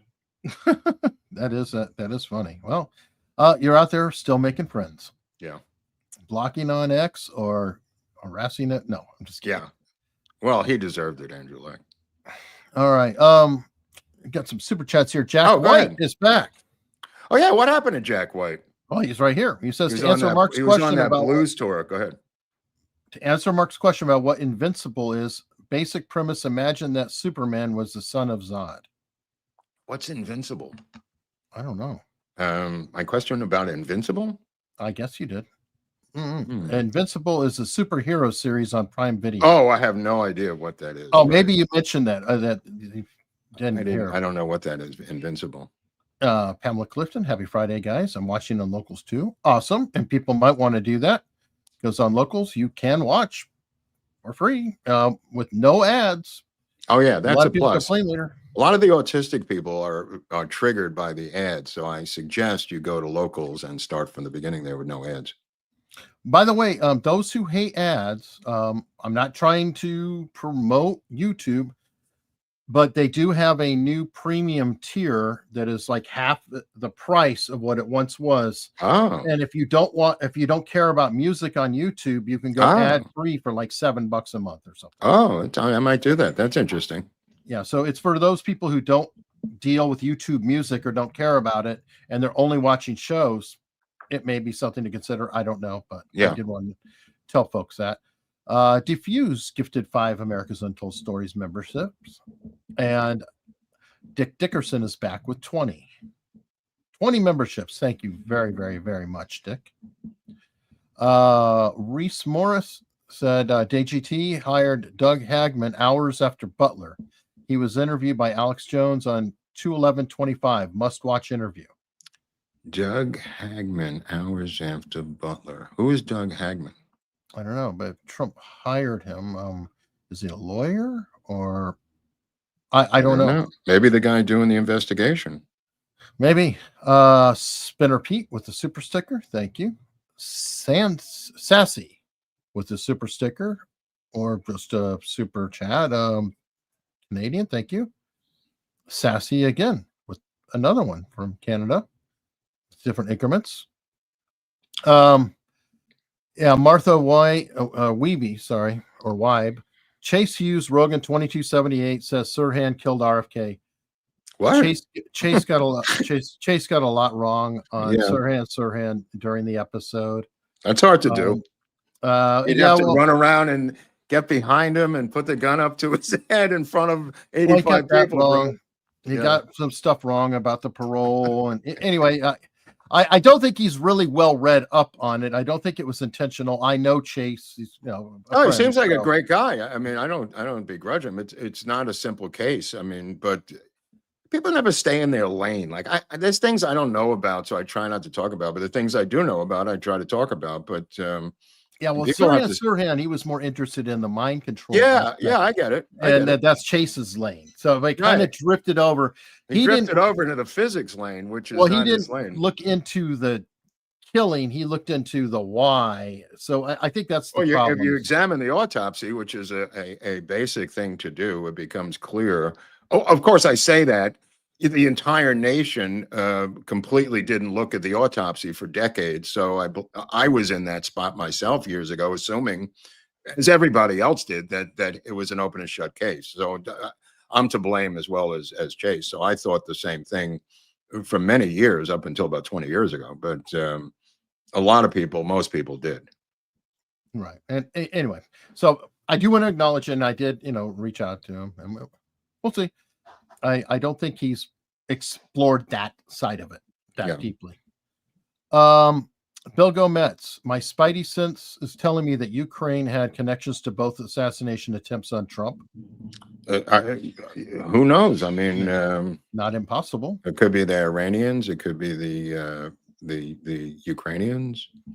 It could be people who want to make sure Thalians. What about the Thalians?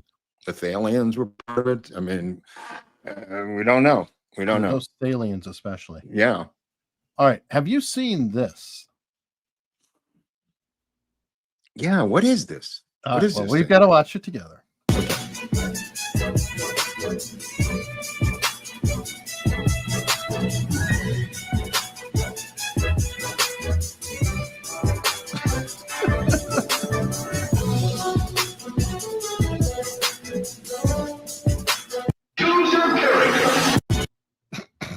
What is this for? I don't understand what is it for? They're emulating. I think the game is called Street Fighter, and they're trying to say that they're right. But what is it for? It is these progressive new icons or whatever they're supposed to be are out there fighting for you. Oh, so you're supposed to choose your fighter, and most people were just trying to figure out how cringy it could possibly be. Well, the last one is out here by us, the Asian lady, that crazy Asian woman, Chu, I think her name is, right? I guess. Yeah. Oh, dang. I didn't have the funny part was that the White House actually responded to it. They did? Yes. And they just put out a video. I was just showing Trump walking, JD Vance walking, etc. And they said the people already chose their fighter last November. Oh, that's true. That's a good response. I thought so. I mean, the White House has like a rapid fire response team now.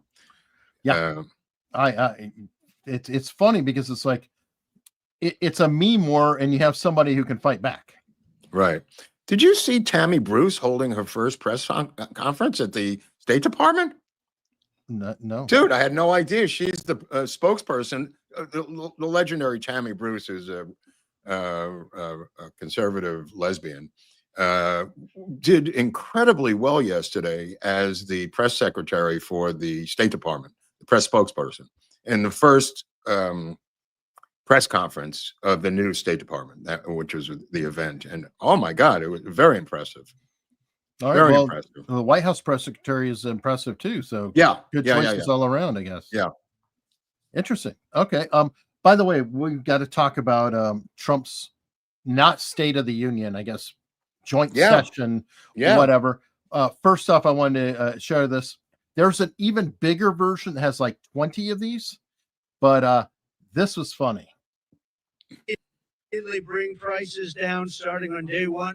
That ain't true. That's what you just heard. Since day one of Donald Trump's presidency, prices are not down, they're up. Inflation is getting worse, not better. The prices of grocery, gas, housing, eggs, of essentials, it's not getting better, it's getting worse. Meanwhile, Donald Trump has done nothing. Goose eggs.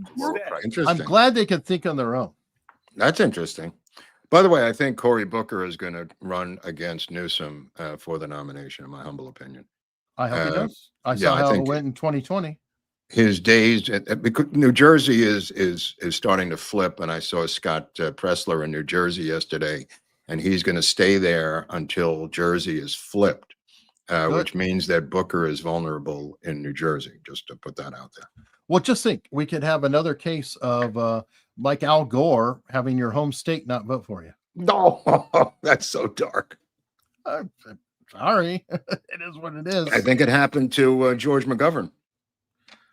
Oh no, I thought I think he won Massachusetts only. Which wasn't his home state, right? He was from South Dakota.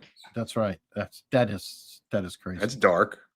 Yeah, it is. Okay, so yeah, on Tuesday, it was literally after our show, we had a really quite a remarkable moment that was both great but also just so sad at the same time, when you had this little boy DJ here, who has had multiple like brain surgeries. He's supposed to have passed on like 5 years ago. I guess there was a video of him going around because he really likes dressing like a cop, and these people were just bullying him and mocking him or whatever. And I think that went viral, and I believe a lot of the police departments, recruited him. And at this event, it was really nice. He doesn't look comfortable. He's like, not sure. Trump had him give Sean Duffy. Sean Duffy's moment was great. Oh, this is wonderful. And you can see here. Is that who this guy is? No, this is his secret. That's his name. Yeah, this is the chief Secret Service. Right, but that was his bodyguard for. Yes, this is his detail guy. Now remember, this is the guy who had the sunglasses on, holding him up with the blood coming down his ear. And here's the juxtaposition. It's very of sweet. This little boy. Very, very sweet. So the Democrats stood up and applauded. You're saying that? One Democrat stood up and applauded. Oh my God. One. And I forgot her name. She's in this article. She's out of New York. I want to single her out because she's the only Democrat who actually got up and applauded. Laura Gillen, never heard of her. Out of New York. There's a lot of Democrats. She actually got up and applauded for this boy. Not a single other Democrat got up and apologized. So dark. So, kudos for her for standing up, doing the right thing when her entire party wouldn't even do it. Well, what about Al Green? Not the singer with grits in the face, but Al Green out of Mississippi, the 76-year-old, long-haired, crazed black man with a cane who started yelling, "You don't have a mandate," which I guess is his new song. I don't understand why he's yelling about the mandate, but that's what he did. He was censured by the House yesterday, and they, instead of him doing something, they gathered together and sang "We Shall Overcome" as if it was 1965 on the floor of the House. Well, another bizarre thing. What's that? Justin's saying now she has a primary opponent. Oh, interesting. Wow, that's sad. Yeah, of course. So she's a human. We got to get rid of her. She doesn't look like a Batman villain. Well, I don't know what Al Green's going to do. Maybe he can help her. Well, he was busy being censured yesterday with a bunch of other Democrats surrounding him when he got called to the floor, singing "We Will Overcome" or some crap. We shall overcome. Very popular song in the civil rights movement, which he claims to have been part of it. He is 76 years of age, so resting on his laurels might be part of Al Green's motivation. He did impeach the president twice. I thought he was going to impeach him again. Well, he's drafted the papers. Right, he drafted the papers, so he may be a three-time loser. However, it hasn't stopped Al Green before. He's from, I think, a heavily black district in Mississippi, so he's probably could sit there till he dies. Oh, yeah, I'm sure he's not going anywhere. But I thought Mike Johnson was really smooth about warning him twice, and then having the marshals on the floor remove him. I thought that went pretty smoothly. Yeah, it was commented on too, because we were not sure about Mike Johnson either way, but definitely was on top of the game. Yeah, and ready. So that was really smooth. Now I suggested, and this is a crazy idea, I suggested he do the same thing every 2 months. He's very comfortable doing this joint session of Congress. This is separate from the State of the Union, by the way. I think he should do this every 2 months. Have the Democrats. Houston. Sorry. Who's that? Al Green is from Houston. Oh, okay. From somewhere in Texas, right? There's some Houston. You said Mississippi. Oh, I'm sorry. Yeah, Houston. Houston. Wow, that's even weirder. And I suggested Trump do this every 2 months and to replace his rallies. In other words, this would fill the void of the rallies. The Republicans in the House chamber would be the rally goers. The Democrats can act like the way they do. He almost hit 80% approval on this one, and he can every 2 months address what's going on every 2 months and do the same thing and just give us up to date. Now you say, that's crazy, Mark. How could that ever happen? Woodrow Wilson did it 23 times. A guy named FDR did it 19 times. I suggest Trump, who's only done it 5 times, do it 20 more times, or even 25 or 30 times. I don't care. No, I think it's a great idea because the Democrats can't help themselves. Right. And every time he does it, he looks presidential and they look like idiots. This is a no-brainer. This took me 5 seconds to figure out. I did a little research. And first of all, I thought you had to be invited, but it's a mere formality by your party, and you can have this anytime you want. He could do it every month if he wants, but I'm suggesting every 2 months so we don't completely crush the Democratic opposition. Now, that being said, regarding the Supreme Court ruling against him, the 5-4 ruling where Roberts and what's-her-face, Amy Coney Barrett voted against cutting off the USAID money, I suggest that on March 15th, he sign an executive order making it a holiday for a president named Andrew Jackson. March 15th will be Andrew Jackson's birthday, by the way, and Trump could then quote Andrew Jackson about his reference to the Supreme Court regarding how are they going to enforce their ruling. Which is going to be very effective on March 15th, and Trump can quote Andrew Jackson and lay the groundwork for what I think is inevitable, Eric. Plus, Andrew Jackson was a great president. Plus, people have made the comparison between Trump and Andrew Jackson. I think the holiday is long overdue for Andrew Jackson.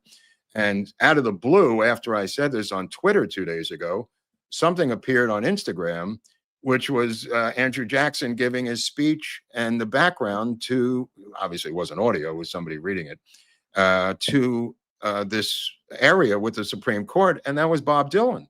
And I went, holy crap, we're on the same page, me and Dylan.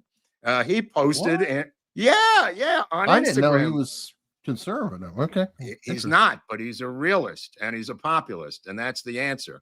I'm not a conservative either. But the reality of it is Andrew Jackson was an American hero.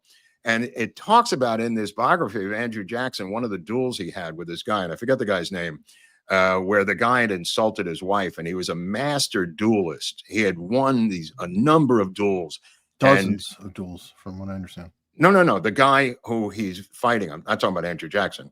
The guy who insulted Andrew Jackson's wife was the #1 duelist in America. It was the #1 shot, and he had won a bunch of these. And Jackson believed that emboldened him to be even more rude because nobody would take him on, Eric. You know what I mean? He had won so many duels that he became a megalomaniac. And he challenged him. Andrew Jackson challenged him to a duel because he had insulted his wife. And Jackson says he got off the shot first. It went right through my chest and hit me pretty hard next to my heart. And I stood firm and fired and killed him with one shot. And that was the end of the guy. And his description in his own autobiography of that duel is worth the price of admission into the Presidential Hall of Fame, and also making him a federal holiday is what I'm getting at, March 15th. So, and I think it would benefit Trump to highlight this guy, because then people will dig into the similarities between Andrew Jackson and Donald Trump. Yeah, plus it'll make Democrats crazy because Jackson was a Democrat. Yeah, well, it was a different thing. It was called the Democrat-Republican Party back then. It's a different structure. But well, no, he's considered the father of Democrats. Yeah, so's Jefferson then, I guess, also. You know what I mean? Jefferson was the same party. I guess you could say that. You could say that, FDR was really the father of the party, according, or maybe Woodrow Wilson, Eric. Well, the modern, right. Actually, Teddy Roosevelt's the father of the progressives, ironically, and he's a Republican. But anyway, I'm just saying. It doesn't really line up perfectly, but the reality of it is he took on the Supreme Court. because they kept ruling against him, Andrew Jackson, and Trump is going to have to cross that Rubicon at some point, I predict. All right. Well, now here's a place that Trump is being very uncertain. Oh, this thing, yeah. Okay, are you ready? I'm sorry, it's quiet. This should be the easiest one of all, but it's a 50-50 issue. And if something's a 50-50 issue, it's hard to get excited about it. I assume people would like to have more light later, but some people want to have more light earlier because they don't want to take their kids to school in the dark. And it's a little bit one way, but it's very much a 50-50 issue. And it's something I can do, but a lot of people like it one way, a lot of people like it the other way. It's very even. And usually I find when that's the case, what else do we have to do? So well, what do you make of it? I mean, you come from Arizona, a place that deals with this. I think that you just go to standard time. That's my opinion. It's for everyone. Right. Okay. Right. Yeah, get rid of daylight saving time, go to standard time. I used to be like, go either way, whatever, just stick on one. But I do understand that if you go to daylight saving time in the winter, you will have children traveling in the dark. Yeah, it's weird. Which is the most dangerous, part. Yeah, and especially in the northeast and stuff. Right. Now they did have it. From what I understand, in the 70s, they did actually go to permanent temporary, and it was so unpopular that they went back. Well, it's a battle of that versus farmers, I believe, and their crops and getting up early versus these kids who can get hit by a bus in the northeast in the snow in the dark. It's two different. So I think the solution was to have it regionally. Arizona's opted out since you were a kid.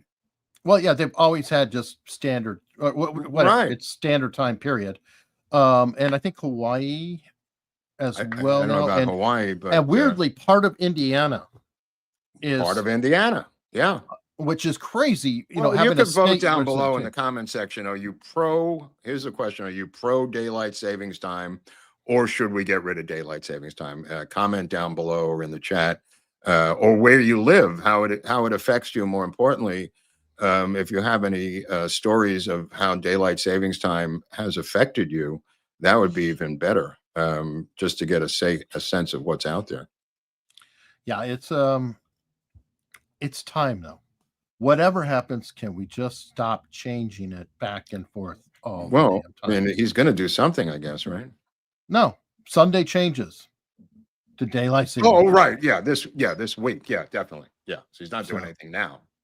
And but you're not going to do anything in Arizona. Arizona is going to stay the same, which is where I'm going to experience, because as soon as this show ends, I'm getting on a plane to Arizona to go see the Dodgers in the final 2 spring training games of the year before they fly to Tokyo, Japan, to actually play the Cubs in 2 opening day games, ironically, in Japan, which is sold the tickets in a lottery, which is insane because you couldn't really plan on getting the goddamn tickets.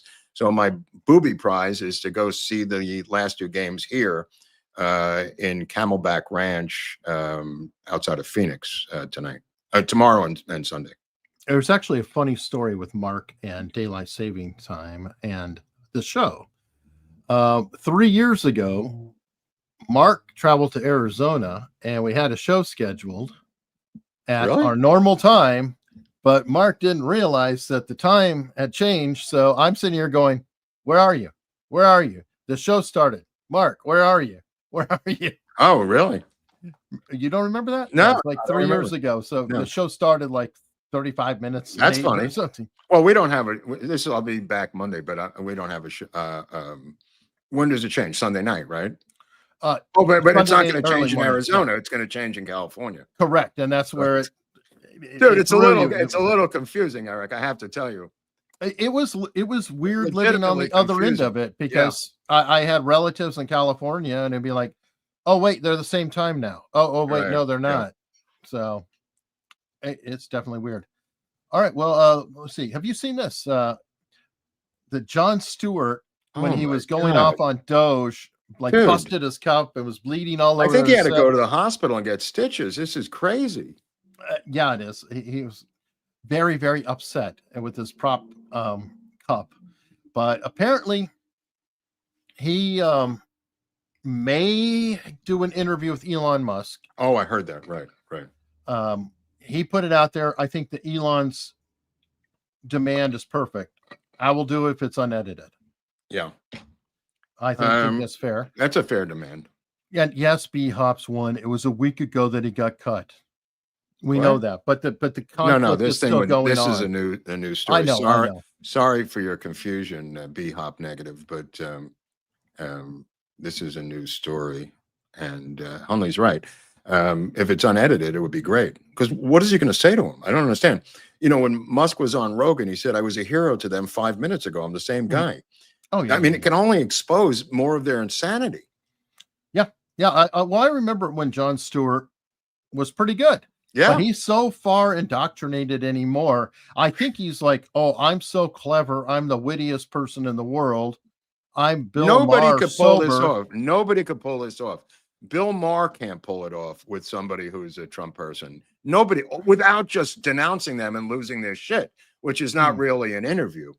In other words, Bill Maher can't do it. Jon Stewart can't do it. None of them can do it. No, and the problem that I think they have with somebody like Elon is he's not lying. He has his and he's views. not contentious, and he's not a douchebag. No, he's just going to state. He's what not he a feels. name caller. He's just going to state his case. And he doesn't have talking points because he doesn't. Nobody's training him. He just has opinions, and he's going to say what he thinks. Yeah. That's interesting. I doubt it'll last longer than an hour. But here's somebody who has to go through some interviews every day when he gets home from work. Oh boy. Apparently, Cheryl Hines said, "Okay, you're going to Washington. So am I." You know, I was waiting for this, to be honest, because I did not. First of all, I didn't think he would live there. But since he's living there, she has got to go there, which is awkward for her because all of her life is here. And I mean, when I say life, I mean auditions, connections, lunch with agents, everything. She's got to give up everything to go there. He doesn't have to give up that to go there. But somebody was describing to me the social predatory single woman nature of DC. And I don't live there and I never lived there, so I don't really know. But somebody was saying who does live there that there are tons and tons and tons of single women who operate on the periphery or within the government or in the press who are quite predatory. It makes sense. Yeah. So she's moving to DC. I mean, if you think about it, and obviously, you know, most women are good people and they're not trying to move to DC. But if you are a female and you want to gain power, what better place to do it? You have a lot of people who are political, they're a little nerdy quite often, or maybe not quite as savvy, you know, staff members, what have you. And it's a power center. It's a good way to get power. So, well, remember House of Cards. I mean, there's quite a few examples of that in the Kevin Spacey show, which was brilliant about the internal work. I think it was a guy who wrote it, worked in the Clinton administration. He was on his staff, who actually created the House of Cards for Netflix. The accuracy was breathtaking. Well, it was a British show first. Right. I'm talking about the American show here, the complete revamping of our version of it. The guy was a DC staff member, and he knew the system really well. All right. Yeah, the British one is hard to watch because it's all about their own parliamentary maneuvers, and you can't really follow it. Right. Oh, and the premise works. I mean, you know, Spacey was brilliant in it. Brilliant. Absolutely brilliant. And had all the Robert Caro books on LBJ on his desk as props, by the way. Well, they're the right books. So, okay. Breaking news. I guess the South Carolina guy did get executed by firing squad. Oh, good for him. That's, you know, I'm pro-choice, and that was his choice. Yeah. Well, you don't have to worry about weird chemicals or anything else. So, but there you go. I've never heard of that, except what's his name? Let's do it with Gary Gilmore. Yes, and he inspired Nike. Well, the weird one was the guy who covered it was his brother Gilmore, who wrote for Rolling Stone. Gilmore, who was his brother, who was covering the execution of his own brother. How about that for an oddity? No, that was a weird one too. I mean, he was the first execution, not only the firing squad, but the first execution after the Supreme Court ruled it back that they could do it again. Weird. Because they did the hiatus from what, 70 to 76, something That, like I that. forget that, but was that where Nike got their slogan? Yeah.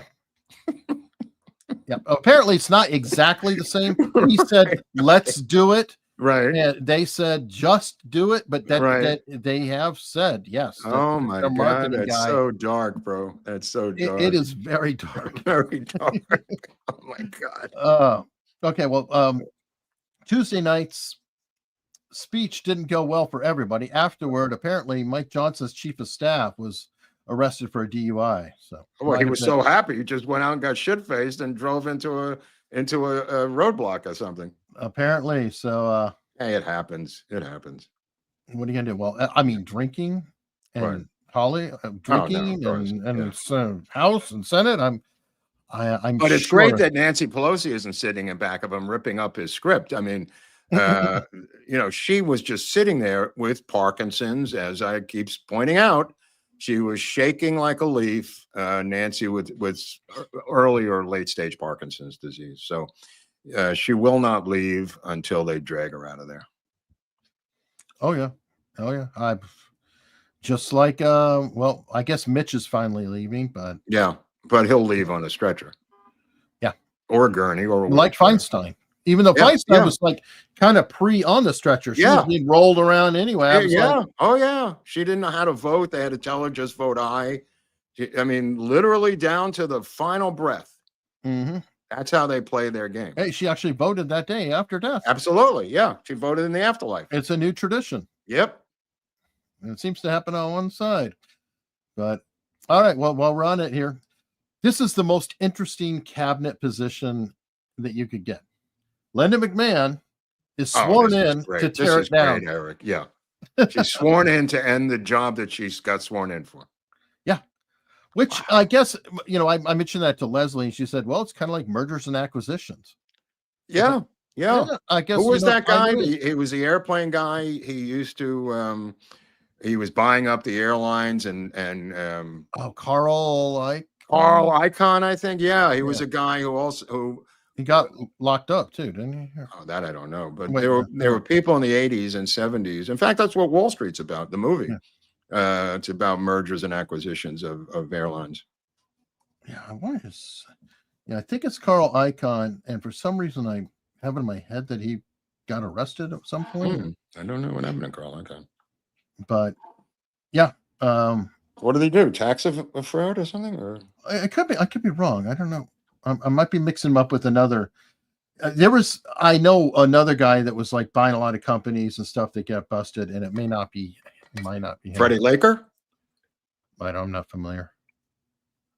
I'm not finding anything else. So I think I'm extrapolating another name with him. Anyway. Oh God. Apparently, your girl Meghan Markle, she disagrees with you, and is actually saying that no, Mark, you're wrong. Right. Her show is a huge success. I mean, I read some of the reviews; they were pretty bad.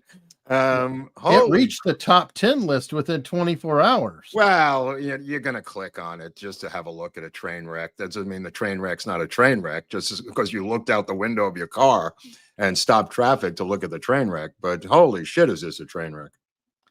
Look, I don't think she's done anything great since South Park. Right. Some of her great work that she did.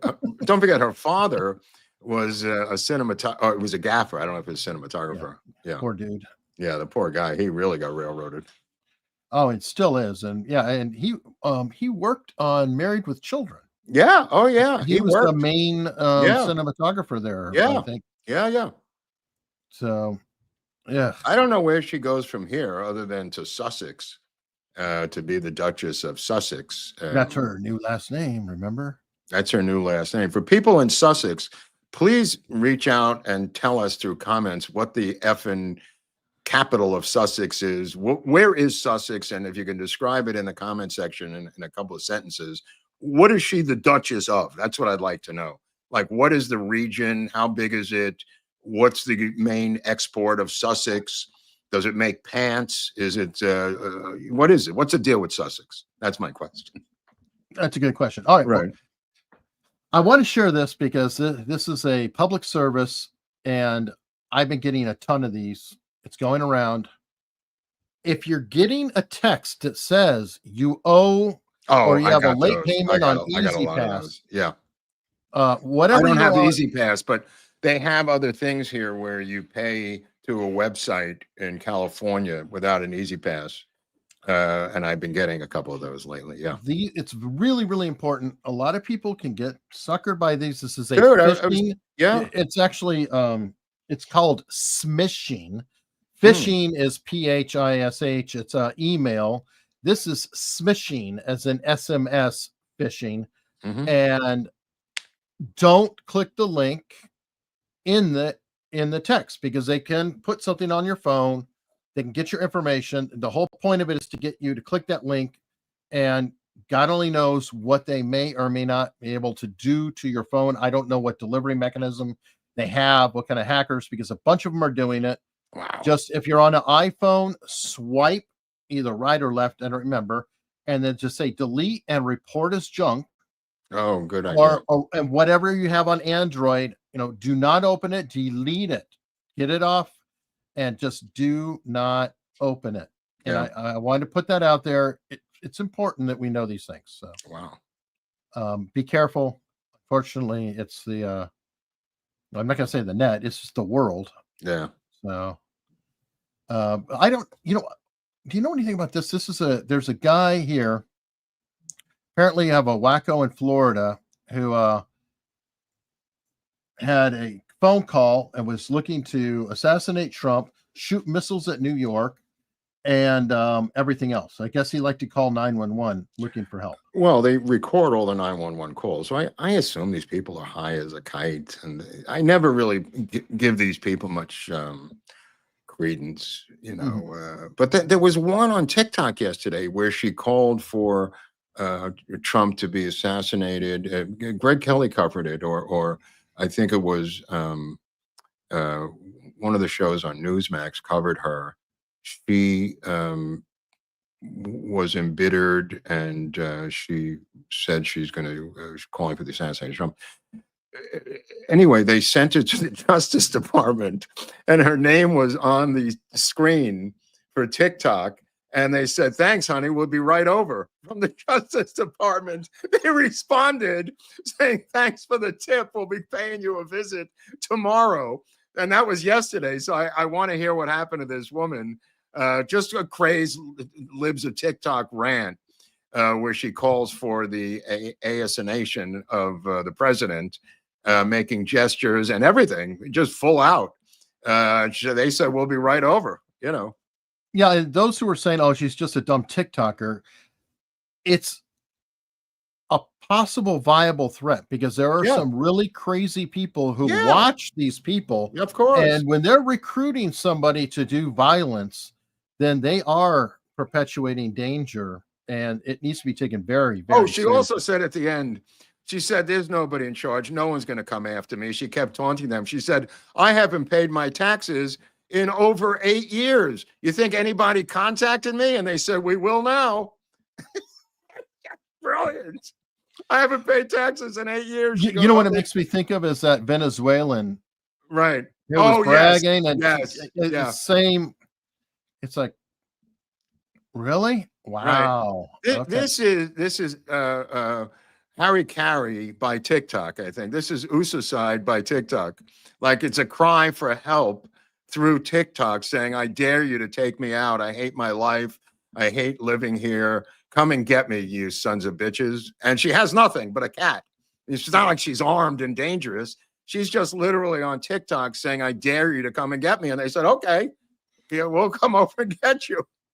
Well, and a lot of it too is a syndrome of of trying to escalate and get more and more, people are not paying attention to her, so they have to scream louder and louder, and it just get goofier and goofier. Balin Out Loud started as a TikTok thing for Balin, who has Tourette's syndrome, and also the 10% of Tourette's syndrome who also have the foul language version of Tourette's syndrome. It is now an HBO episodic. I strongly recommend it. It's absolutely fascinating.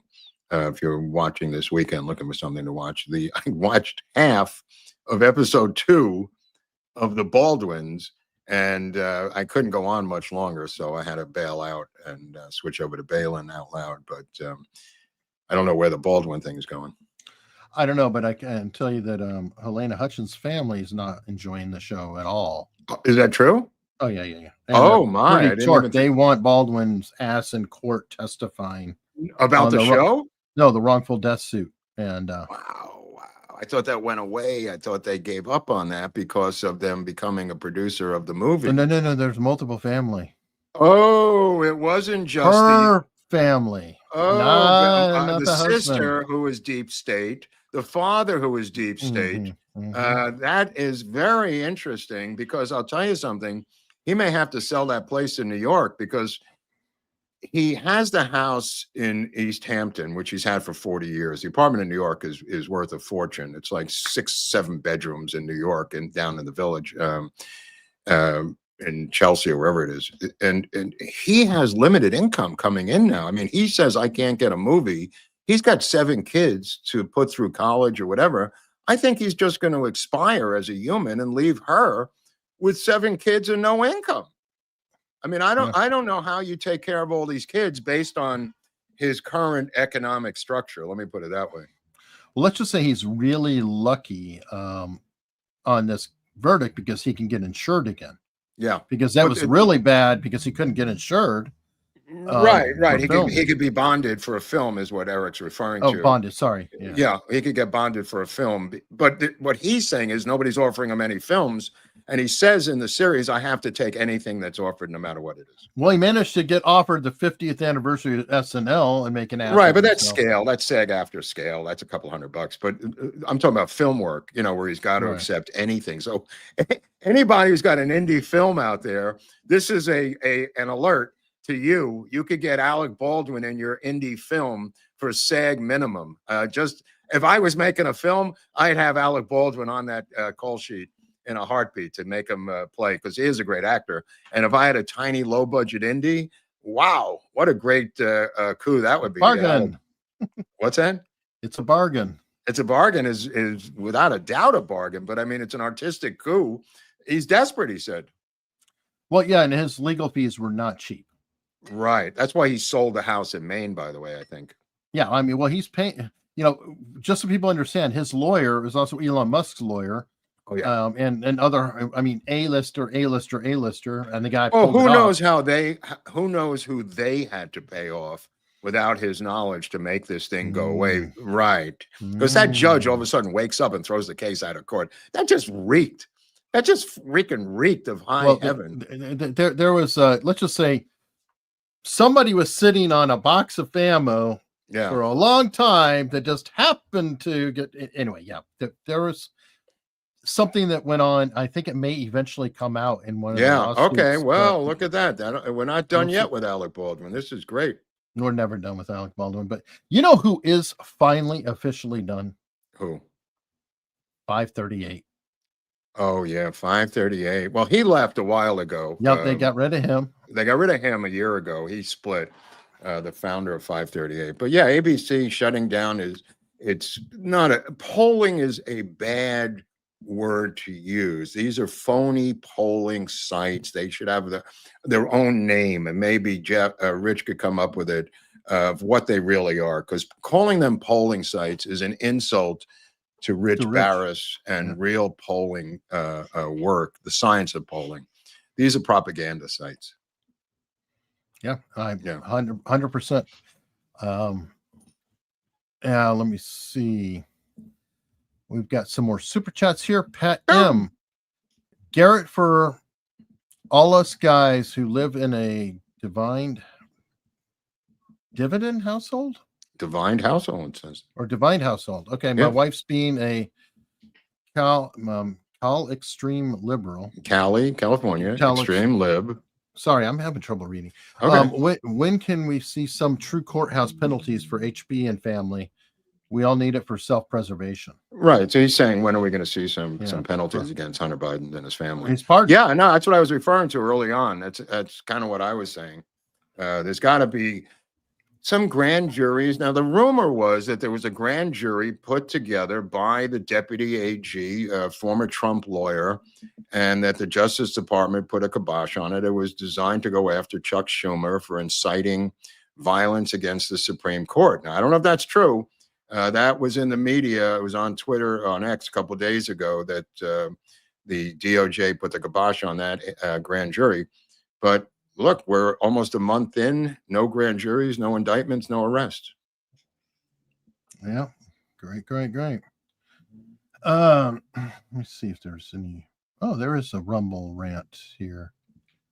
BMG 2040. Are you going to watch Netflix Chaos, the Manson murders based off the book? I saw that drop today.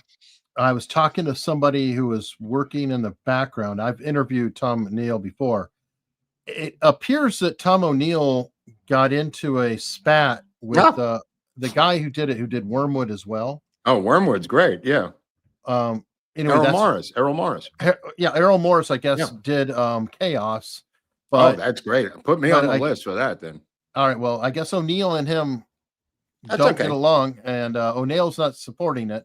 That's at this point. So I'm a huge Errol Morris fan, and look, I don't know what Chaos is, what his problem is, but Errol Morris is a genius, and I can't wait to see it. Okay. Yeah, Wormwood is one of the greatest episodic documentaries ever made about Frank Olson and the CIA and MK Ultra. If Errol Morris did this, I can't wait to see it. Okay. Well, I did want to bring up that was him. Good. That is available. We'll see. I have an interview with Tom O'Neill about his book. If anybody wants to check it out, it's on channel under my name. Also, Errol Morris did Thin Blue Line, and the Detective Rose is in that documentary from the 80s. It talks about framing an innocent man in Dallas for a murder, and he's being framed by Detective Rose, who is in the documentary. And Detective Rose, the reason he's important is he was the lead detective on the arrest and interrogation, multiple interrogation and lie detector testing of Buell Wesley Frazier for the murder of President John F. Kennedy in Dallas in 1963. It's the same detective, and he was involved in scaring the shit out of Frazier and flipping him into the curtain rod story. All right. Finboy Sick said Andrew Jackson also defeated the first central bank of the U.S. Yeah, he did. Yeah, he did. Major populist hero, really. Jackson. Yeah, no, he's a model for Trump. Kitty 724 said, OMG, why the big case made of RFK Jr. wife moving to DC? Should have been no question. Natural thing if she really supports and loves her husband. So sick of Hollywood. I think I explained why. Your entire life and career are here. She's more than his wife. So I hope that explained it to you. Yeah. And she might just be taking time off. She might have been frozen out in some circles too, because of, well, there's no circle now because unless somebody suggested, and I do not think this is a bad idea to make her the director of the Kennedy Center. No, not bad at all. Right. I mean, she knows everybody. She has acting abilities to know what's good and what's bad. I mean, the Hamilton crew quit, that musical quit because they hate Trump, which is fine. It's unwatchable. It's the type of entertainment. They cited that the Kennedy Center had banned tranny storybook hour for children as the reason for Hamilton to cancel their production. Good. No, I know, but I'm saying there are plenty of wholesome things that could go in there. And Cheryl Hines could be the director of that. Yeah, no, that's great. Could she also do something in New York, which is closer? I know there's what do you mean New York? Osella corridor or whatever. Acting wise, I mean, is there work she could? Oh, that I doubt it. I doubt it. All right. I think she's got to move into administration. be a face of something. She could be the spokesperson for it. I think it's a natural fit. I mean, you know, if there's a play, she could be in a play. I mean, at the Kennedy Center. Sure. Yeah. All right. John Keller is a new member. Thank you. Mo Bishop. Theo and Candace are next door neighbors in Nashville. Weird. Weird. Okay. I mean, but what is wrong with Theo that he, I guess he loves her or something? Well, he might. I mean, I don't know. I don't really watch. I've never watched Theo's show himself. I've seen him on other shows, and I've seen him with RK. I've seen him with a bunch of people. He seemed totally normal and hip. Yeah, he interviewed Trump. Yeah, he seemed okay. I don't know where these other things are coming from. I do know that he's a struggling, recovering addict. Okay. It's not a judgment. I just know, because he has said I fell off and on and off and on and off and on. But I'm sure you know many. Yeah. Who, I know one rule of thumb is if you're talking about it publicly, it's always bad karma. That's the ultimate rule of thumb. Yeah, good point. First rule of Matthew Perry. Well, that you said that about Matthew Perry.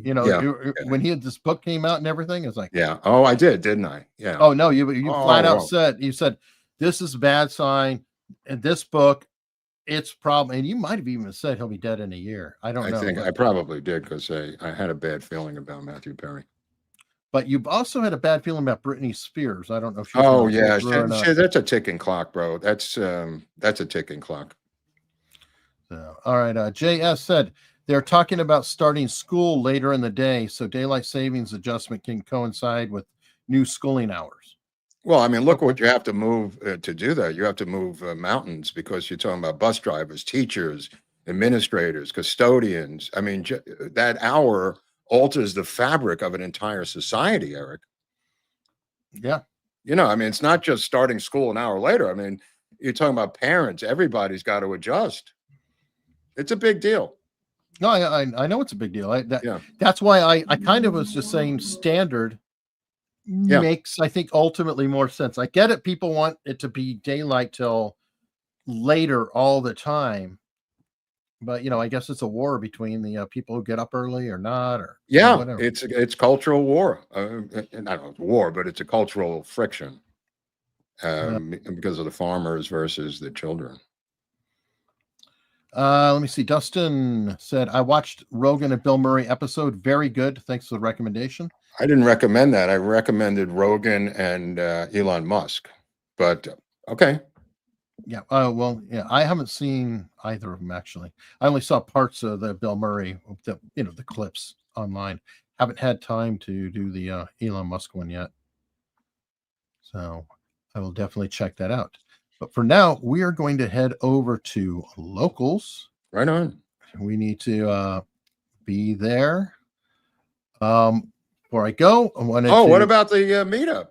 Oh, yeah. Why not? What about that meetup? The meetup. Yeah, all of a sudden, the meetup's coming in April 12th. So it's getting a little closer. You got the month of March to get off your fat asses and get to Vegas, or at least arrange for extended Uber drivers to take you there.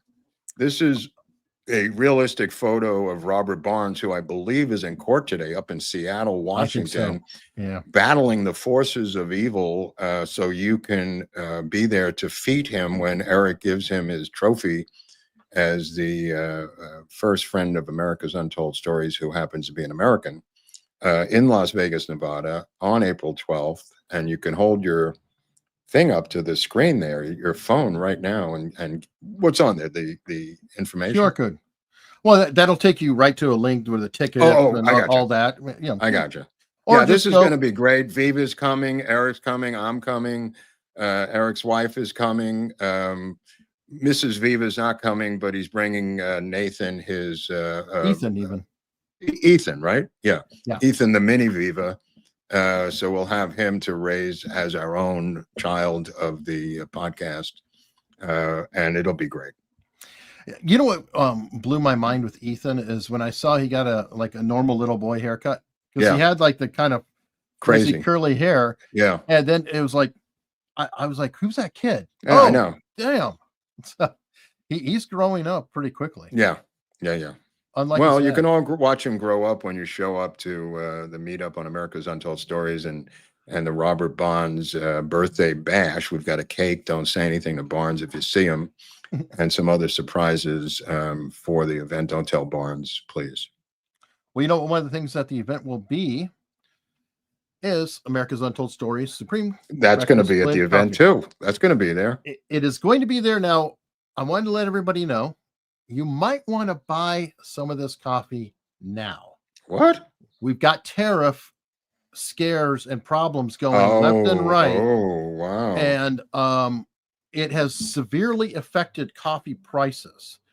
And we're actually experimenting with doing another blend possibly. Mm-hmm. So if you want to get this coffee now, I really recommend buy it while you can and buy this out, because the tariff situation is very real with Mexico.